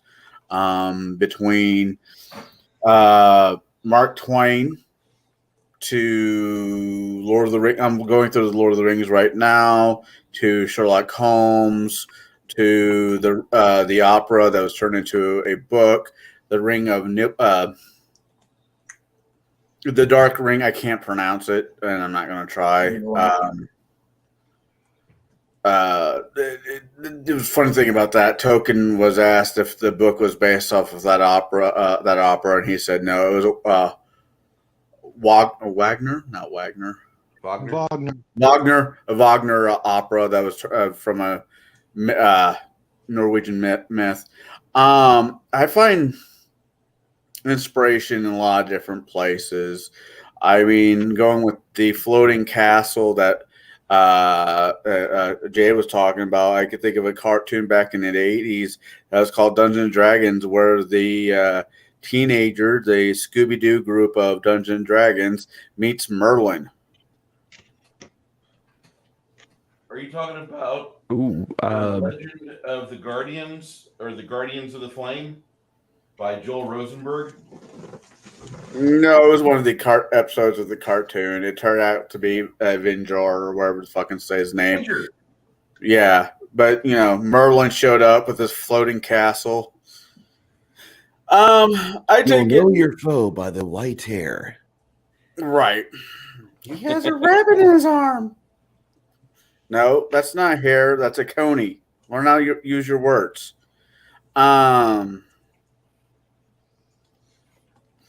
So, last question, and speaking of Merlin, was how do these legendary magical items get presented to the party?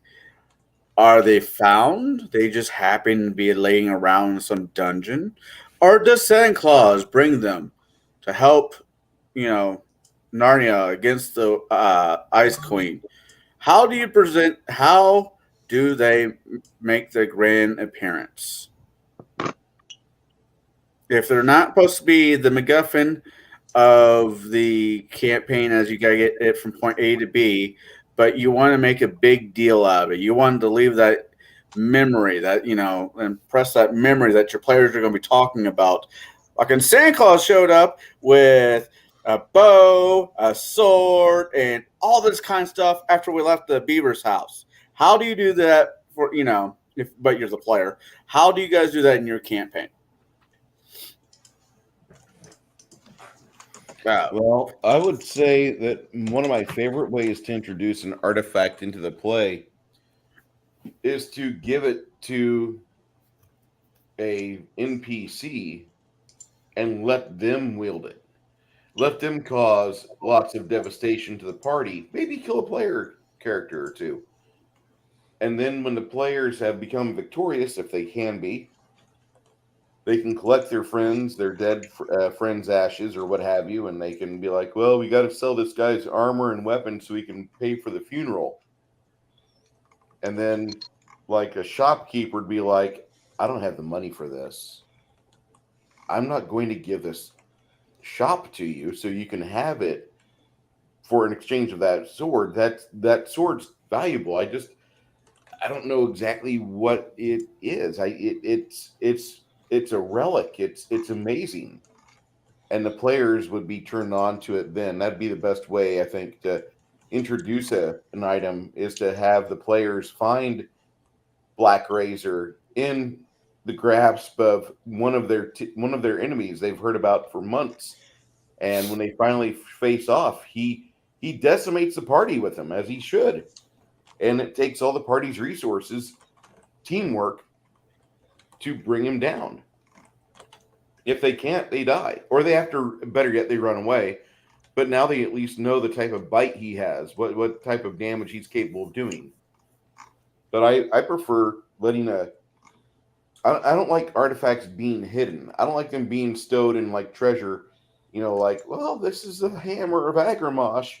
I don't really like doing that. I like it being used on the party and having the party deal with what do you mean we can't get rid of it? You can't get rid of it.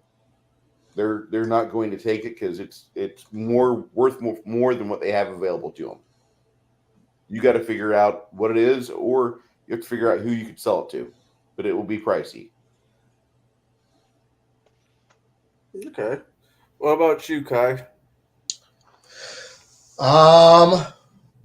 Usually I will literally just drop it in their laps and let them figure out what to do with it and its importance through action. I will have like I'll let one of the the 4 blood swords of a certain arc blood mage show up and let the party deal with the consequences of having to now realize that they're being hunted by an entire cult of blood speakers who are out to gut them for possessing the blade. Or I will have, a master duelist who's been like hunting for that, for a legendary weapon because they want revenge upon, someone else. And well, the party has it. Oops. Now they're in the way. Or, let a player buy out the back of a merchant's wagon and figure out how it's actually valuable, and the merchant just didn't realize it, or the merchant going, I don't want it anymore, get it away from me, and handing them like a tube that's sealed under like purity wards and going, do not open the tube. And the party, but it's what? It's wrapped. It's sealed in purity wards. It's warded.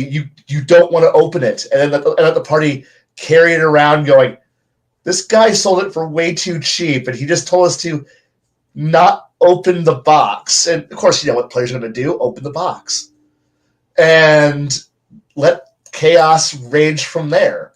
If they want to be actually interesting, they'll keep it on them and, be the big damn hero, or melt it down and make pistols out of it because, they want a magic gun.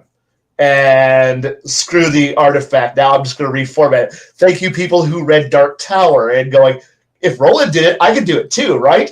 Yes. Okay. Fine. Yes. Turn Excalibur into a fucking gun. Yes. Yes. I saw that. And I'm like, I don't know any DM that'll let me do that, but that's fucking awesome. Hey, look, as somebody who's read the Dark Tower series, if my players want to reforge a major critical artifact into something else, yeah, go ahead. Because if I'm gonna get the gunslinger, fuck yeah.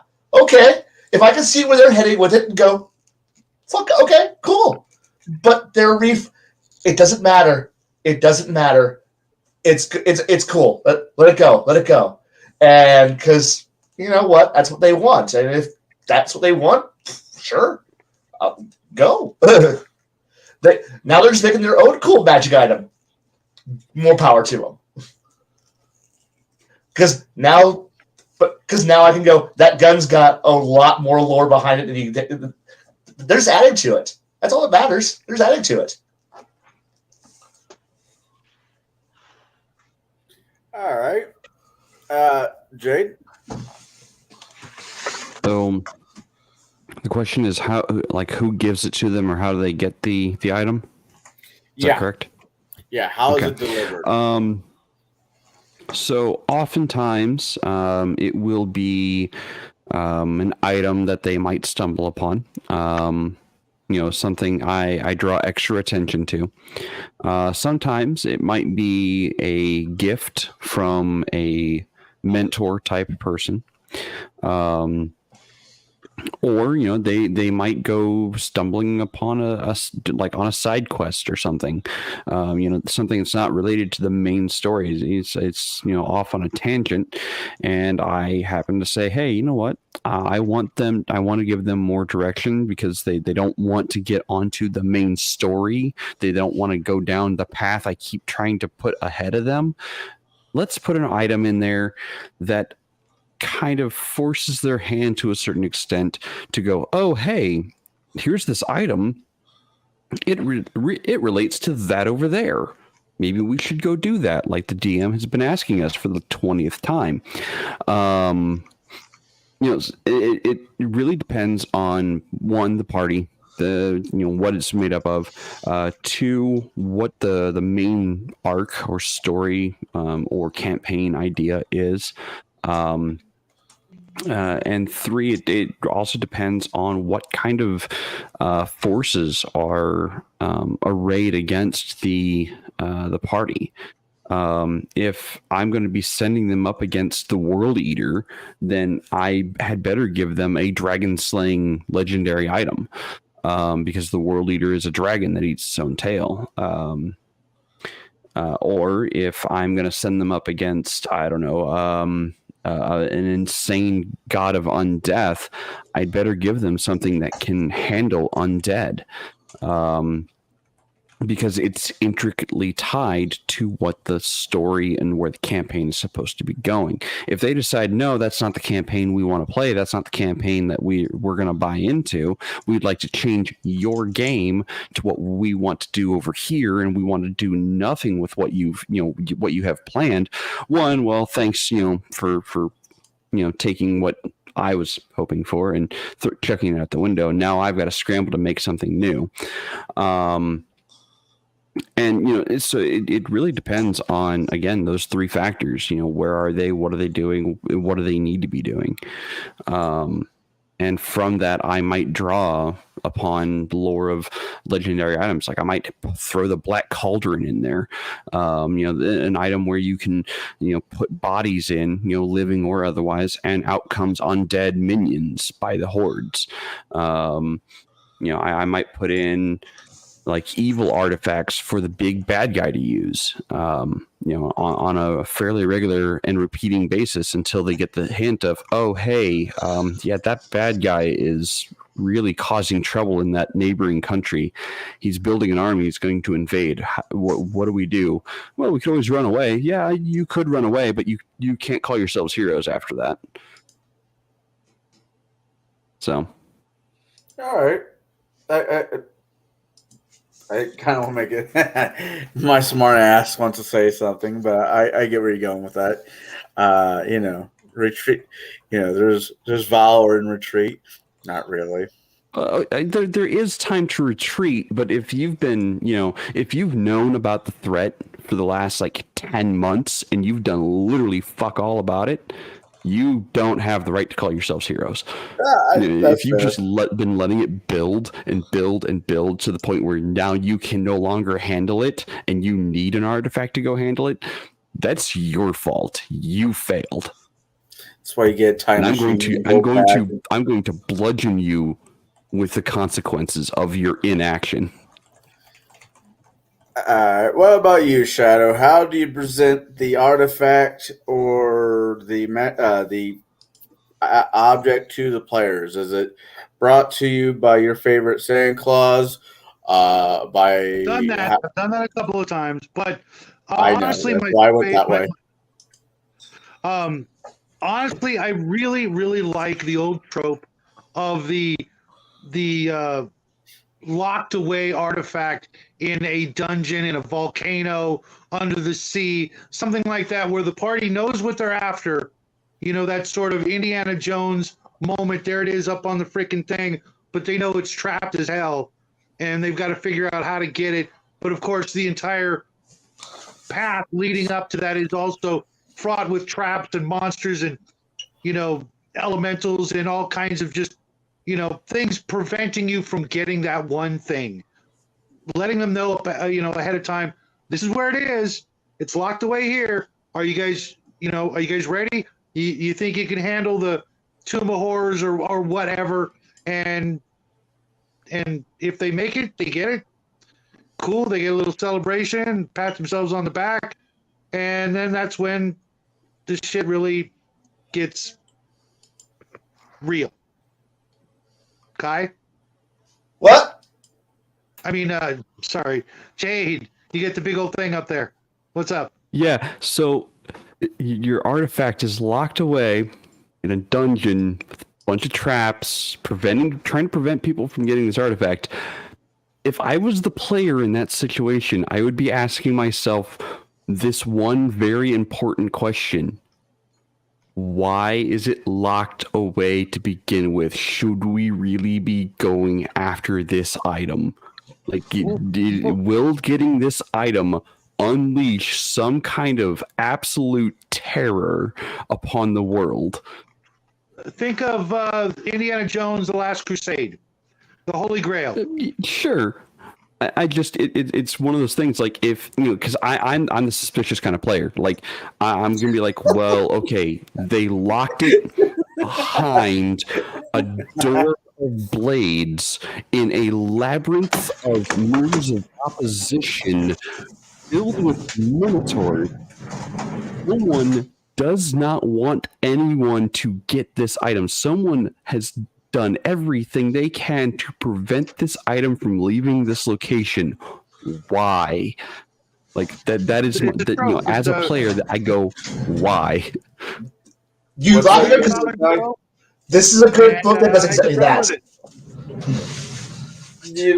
There's a part of me that goes along with what Shadow's thinking. It's locked away in some hellish scenario, and you get it, and it's a puzzle box. Well, think of it the other way around. This one? The other way around. Yes, Holy that shit. one. That one. Think of it the other way around. That artifact, it might be a good artifact. You don't want it getting in the hands of the bad guy. So what do you do with it? You can't keep handing it down to paladin to paladin to paladin. What if there are no paladins around? Well, you build a big old temple, volcanic lair, whatever, and you hide it away there until the time is right, the stars are aligned, and now someone has to, pass the test, that being make it to the last room to get said artifact. Well, going back to Indiana Jones. Fidolachius, Esperachius, and Amarachius, all passed down by paladins or knights of the sword or knights of the cross for hundreds or for thousands of years.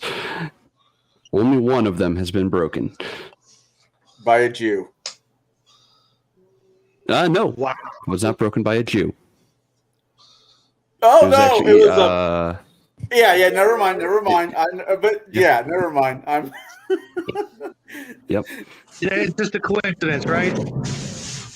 No, actually, the person who ends up wielding it is of Jewish descent or Jewish religion. Not practicing, though. There's a copyright infringement there. Anyway. Yeah. No, James. It's if you read the books, we'll get there. Me and Shadow and Jack will get there. One of these days. Maybe. I mean that's only what 20 books later. Books in?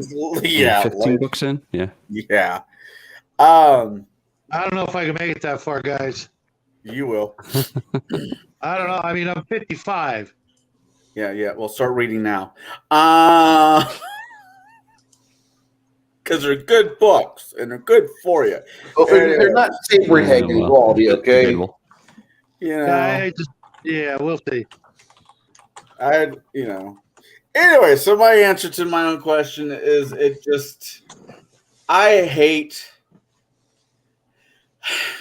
I don't want to be, when it comes to magical items, if it's the magic items that will have the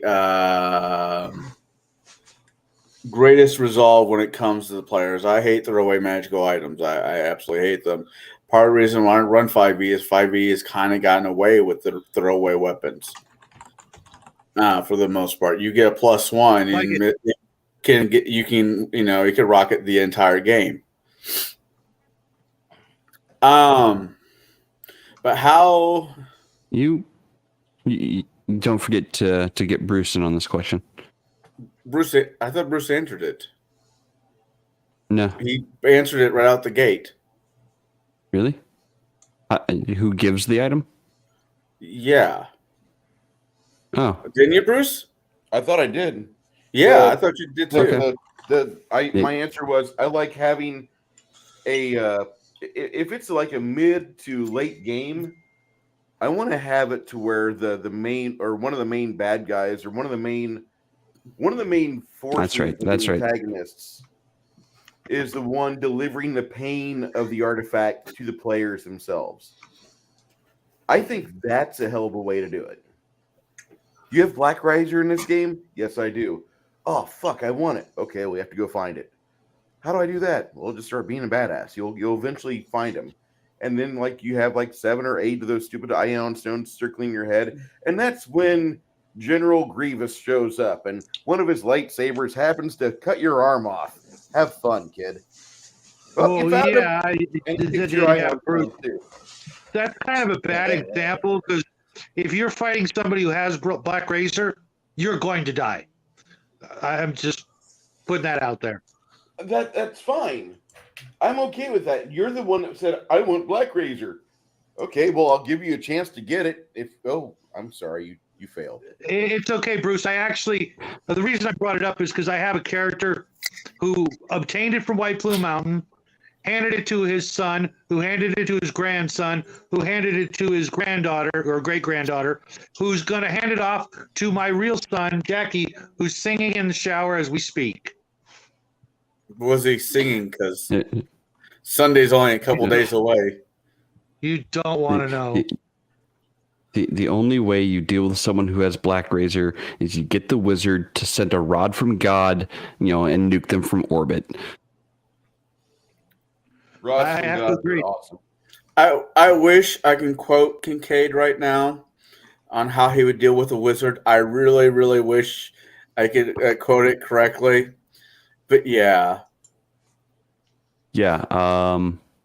Well, the quote's available online for anyone who wants to go find the quote from Kincaid. That's how I deal with that situation. Yeah. Yeah. But going back to what I was saying. Yeah, you take a wizard out from a mile away. When it comes to me and presenting it, it really, really depends on the scenario and who I'm running from. I might, as much as I hate the fact that they had Santa Claus in that damn book, I just thought that was just lazy writing. We'll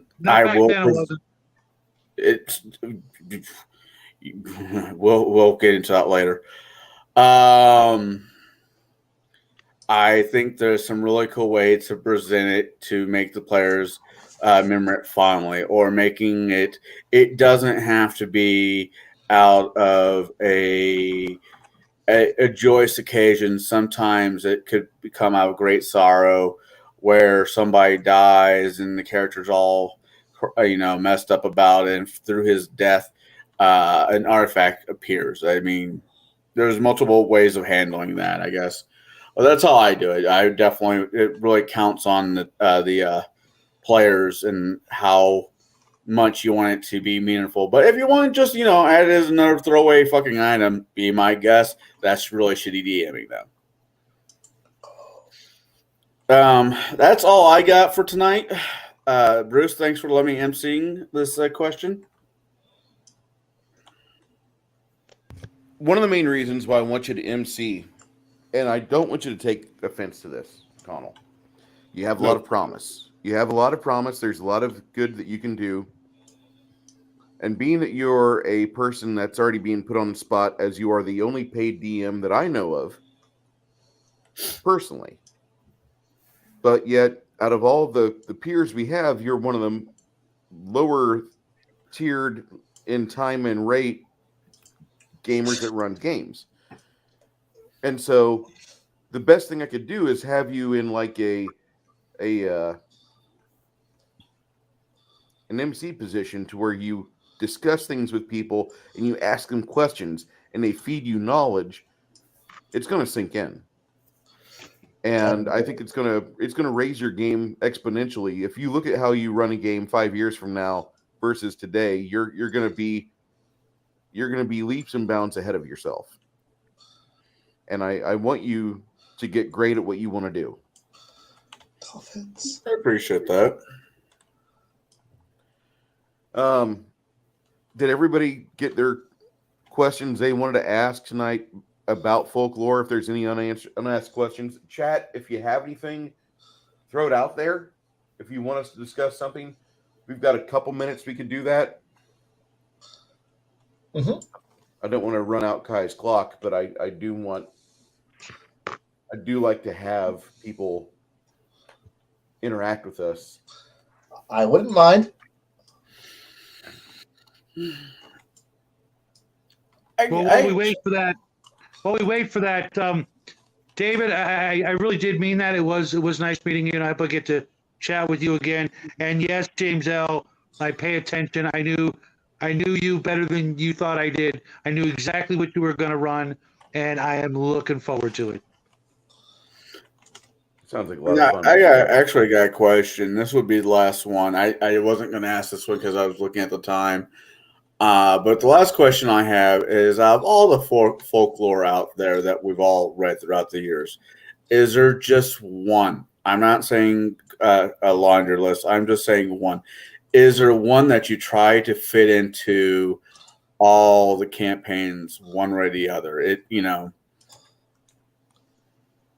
I'll tell you the theme I like to run with. Maybe let me start this off with, I don't like running a game where the world is young, where the players are basically the ones shaping the world, and they're the ones that are, discovering the land for the first time. No. This has been inhabited before. There's a sense of history here. So you're going to stumble onto artifacts and ruins, and you have to kind of impart that to your player base when you're running a game. You want to try to reference things, events, and you want to make it known. Just like if you go out hiking in the American West in the Rocky Mountains, and you stumble across a place like Devil's Tower, you probably should go there armed. I would recommend, if you guys go hiking in Texas into some uncivilized areas, they've been stepped in before, but nature's reclaimed those lands. There might be things that are there of importance to you or to civilization, but you want to be able to come out of it alive. So I recommend going somewhere, with at least a 22 pistols. You can take care of like rattlesnakes or something. You don't want to carry much more than that because it's too bulky.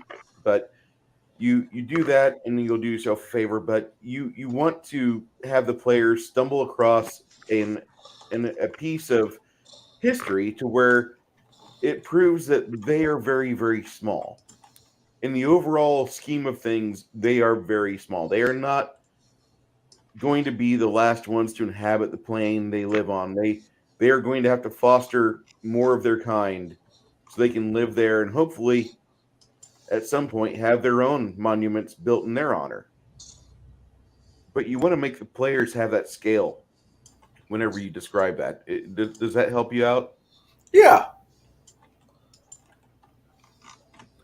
I know Kai does that. Oh, yeah. And it is one source I will steal immense amounts of stuff from. Journey to the West. Oh. Yeah. Journey to the fucking West. Fucking West. Yeah. Yes. Yeah. I will steal from Journey to the West, and I will steal from Romance of the Three Kingdoms. I will steal shamelessly from these two volumes. I will steal shamelessly from this era. Dear God, I will. And yeah, the names may be changed to protect the innocent and the guilty. But how many monkeys do you know that were birthed out of Stone Age? I don't know, but neither will you. We just commonly call him Goku. No, because people know that one. But you may I may steal red hair and throw it out there. People are like, oh, what's this? The fastest horse in the world? You mean like Shadowfax? No, this is better. Why? Because it was ridden by the best warrior of all time, who's a complete idiot. But he's stronger than you. And he's stronger than you. Who is he? Don't worry about it. Name's been changed. Like, oh shit, it's Lu Bu, ain't it? Yeah, get used to the idea. But yeah, I'm going to steal from those two sources almost exclusively, and a few other ones, but definitely from those two. That's awesome. That makes me smile. All right, what about you, Jade? I have watched it, yes. Man, that's kind of a hard question for me to answer because there's a lot of the stuff I steal from little pieces here and there all over the place. One of the ones that I steal the most from is probably the 1990s game Chrono Trigger for the Super Nintendo Entertainment System. And I steal from that game specifically the Kingdom of Zeal, the Flying Kingdom. It's something that it's a trope in a lot of fantasy, is that flying kingdom of magic.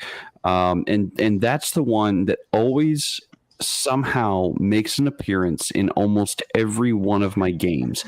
If you're playing at my table and it's my homebrewed world, buckle up, because you will eventually end up in the Kingdom of Zeal. You will end up in that flying kingdom. Things are going, that is the major turning point typically, is when you find yourself there. Things have taken a turn, for good or bad. And that kingdom's actually in every point of history throughout my game world. It's actually in the Bronze Era of the game. It actually predates the Bronze Era of my game world. And it runs all the way through the modern times and into even the sci-fi times of that game world. But it changes with each time era or setting in a way that, because the Kingdom of Zeal is about between 200 to 800 years further along in development than the rest of the world is at almost any given time. In some cases, they can be as far advanced as 1,000 years compared to everyone else. And it's because they weren't burdened by certain cataclysms or catastrophes of war that would have set them back. Like, they aren't burdened by any of that. So they are allowed to continue to advance, at the bleeding edge of magic and technology. And that's the way in Chrono Trigger, the kingdom was set up during the, I think, 1200 BC era, was they are far and away more advanced than the people who dwell upon the planet, because the people who dwell upon the planet are stuck in the Stone Age, because everything's coated in ice. They can barely farm. They can barely make any items of their own. And you've got this magical floating kingdom that is capable of churning out so much magical research that they just get ahead of everyone else, and they want to stay that way, and they don't want to share their knowledge. So that's the one that always, I think, makes the rounds in my game is the Kingdom of Zeal. All right. Shadow? Hey, Arn. I'm a little confused because when you say the word folklore, I think of things that are at least 100 years old, if not up to thousands of years old, and stories like that. Tonight it seemed to be a lot more about, sort of people who've already stolen from folklore and then brought it into their own thing, and that's become like the new folklore, which is fine, because that's kind of why I never bothered with history and folklore, because I'm reading nothing but science fiction and fantasy from about 100 years ago on up, and all those guys have done that work for me.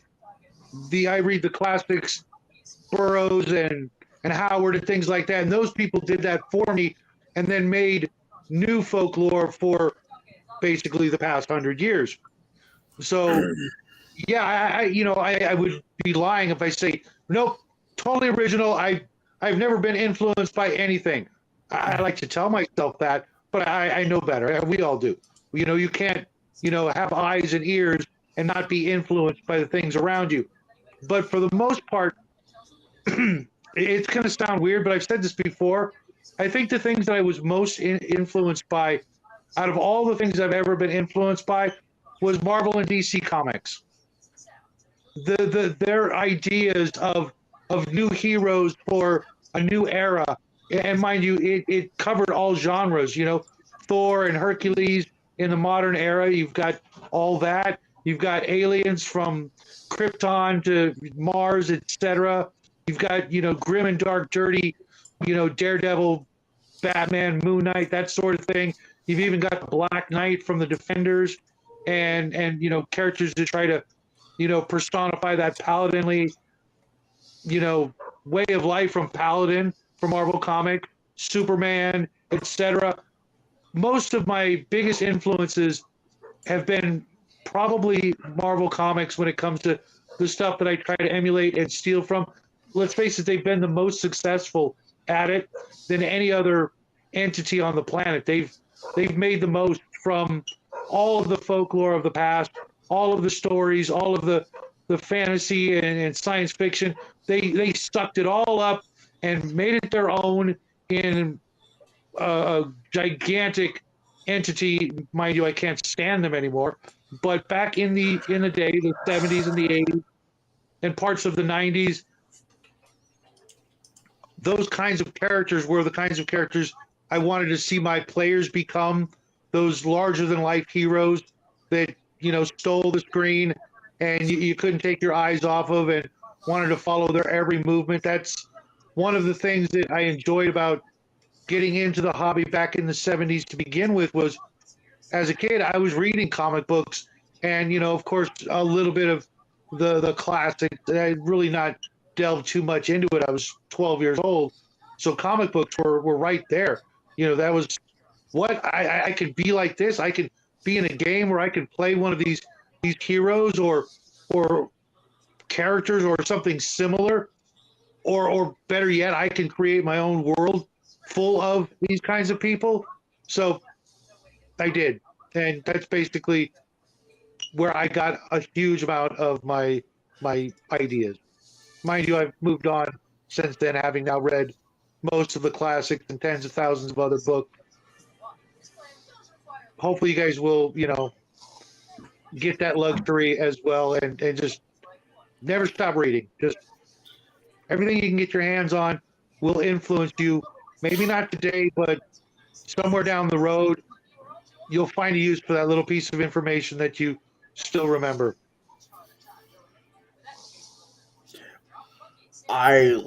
Me personally, I like to get use. I have the not original by any stretch of the imagination. I wish I really did. But the original version of Grimm's Fairy Tale with all the shitty endings.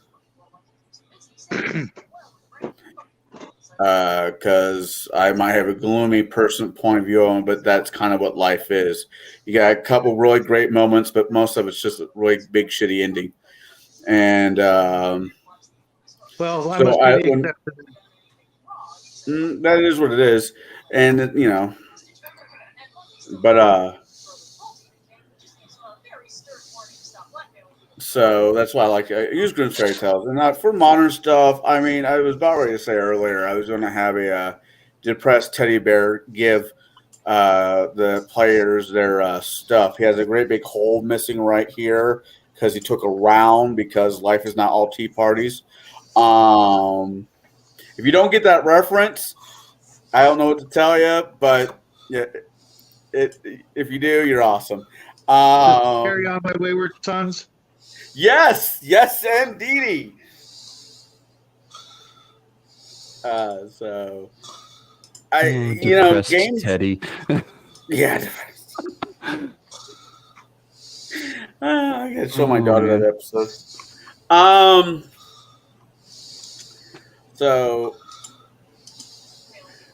Bruce stepped away for a few minutes. So he has the power of pushing the red button. So we're just going to talk random shit until he comes back. I mean, I got nothing else. I mean, I'll use Dresden Files, MAB, but a lot of those, I mean, MAB and Titania came out of Shakespeare. Or, Shakespeare came out they of MAB. were around before. I was going to say, I think MAB and Titania came before Shakespeare. Like Shakespeare, I think took the legends of Celtic mythos to the next level. It's kind of like that whole game of telephone where someone tells you something and you repeat it, but it's something about it changes and it just keeps going and going and going. A lot of our stories and legends date back thousands and thousands of years. Oh, yeah. Take, for example, the story of Cinderella. The original story of Cinderella actually takes place in, I believe, I think it was Egypt, around, I want to say 3,000 years ago was the first iteration of the Cinderella story. And it was brought through the ages into Mesopotamian area and then into Indo-European areas. And it changed every time it leapt different areas. So I mean, the concept of there's only 7 original tales in the world. In a way, it's kind of true because, or how many? 10? Yeah, 10 original stories. And those stories, they are our legends. They are our world's legends. A lot of them are cautionary tales in many aspects. And it's what people used to tell, their children to pass along knowledge of, don't do this, don't do that, and here's why. It was mostly cautionary tales to keep them alive longer than not. But that's where a lot of our legends and lore come from, and it's just the retelling of those lores that people are really into to make really great stories. That's where we get the storytellers to come in from, or game masters who fancy themselves as authors or storytellers, and they're really wanting to tell a great story, and it might be based on one of those original 10 stories to some degree, or multiple of them to some degree. And you can really have a lot of really great adventures that way. So definitely know your classics. Mm-hmm. Which are not just Saturday morning cartoons. No. All right. Here's Mr. Knuckles. Sorry about the delay, guys. I had the maintenance guy had to come over here and you had to take care of some things, so I couldn't have the audio bleed over. I'm sorry about that. No, you're good. Would that have been fun audio? No, not really. It would have been the drill and the pipes being replaced in the bathroom, which is all I needed to do. Because we had pipes that could never process things, and just now they're going to do it when I'm doing streaming. Couldn't do it all day while I'm gone. No, do it now. Anyway. Oh my God, I want that game. Which one? Yeah. Cards Against Winchester Brothers. Yeah, I've seen that. Okay. Find out the hard way that Angel Seeming glows too. So, I got a question. Have we talked about magic in our games? Have we talked about serious magic?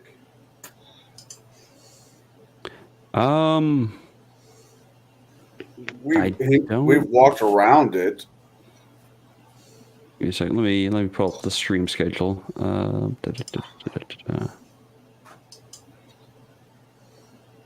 Because I'm wanting to delve into various aspects of magic, and I want to. We could start big and do the schools of magic, or do we kind of did folklore and magic items tonight, or artifacts, but I was wanting to know if you guys would want to have us talk about that. Wario is already out the door, Chris. guys, quick. But would you guys want I'm trying to find in our schedule when that would be available. So for those who don't know, we do actually have a stream schedule kind of built. It's loosely built, like we can go in and edit it. And let's see here. It's taking me a moment because this goes all the way out to, I think, March or April. Horror games, Western games. Dragon History at the 29th. Yeah, I'm into March, April, steampunk games. Okay, so May is where our schedule opens up again. But if we wanted to move the deep dives into like steampunk, Western, or horror games in favor of doing a magic deep dive, I would be okay with that. Instead of a what? I'm sorry, I missed that. So we have stuff scheduled out all the way to March of 2023. And the stuff scheduled in March is like the horror deep dive, the Western deep dive, and steampunk deep dive, like 3 weeks in a row. If we wanted to cover magic, I think those 3 topics could potentially get moved out for a magic topic. Other than that, we have dragons, like dragon history coming up. We've got narrative versus simulation coming up. And that's just January, February, because the next thing we do is going to be Connell's game, where we actually get to sit down and play what Connell has planned for us, which I believe is a holiday-themed game? Yeah. Okay. And we'll be playing that for... I don't know if I mentioned, Jade, but I'm doing a whole Western month in April. So if you want to push that one to coincide with April, let me know, because I'm already going to be doing it. Okay. Yeah, we can, I would say, yeah, we could probably kick that off, starting in,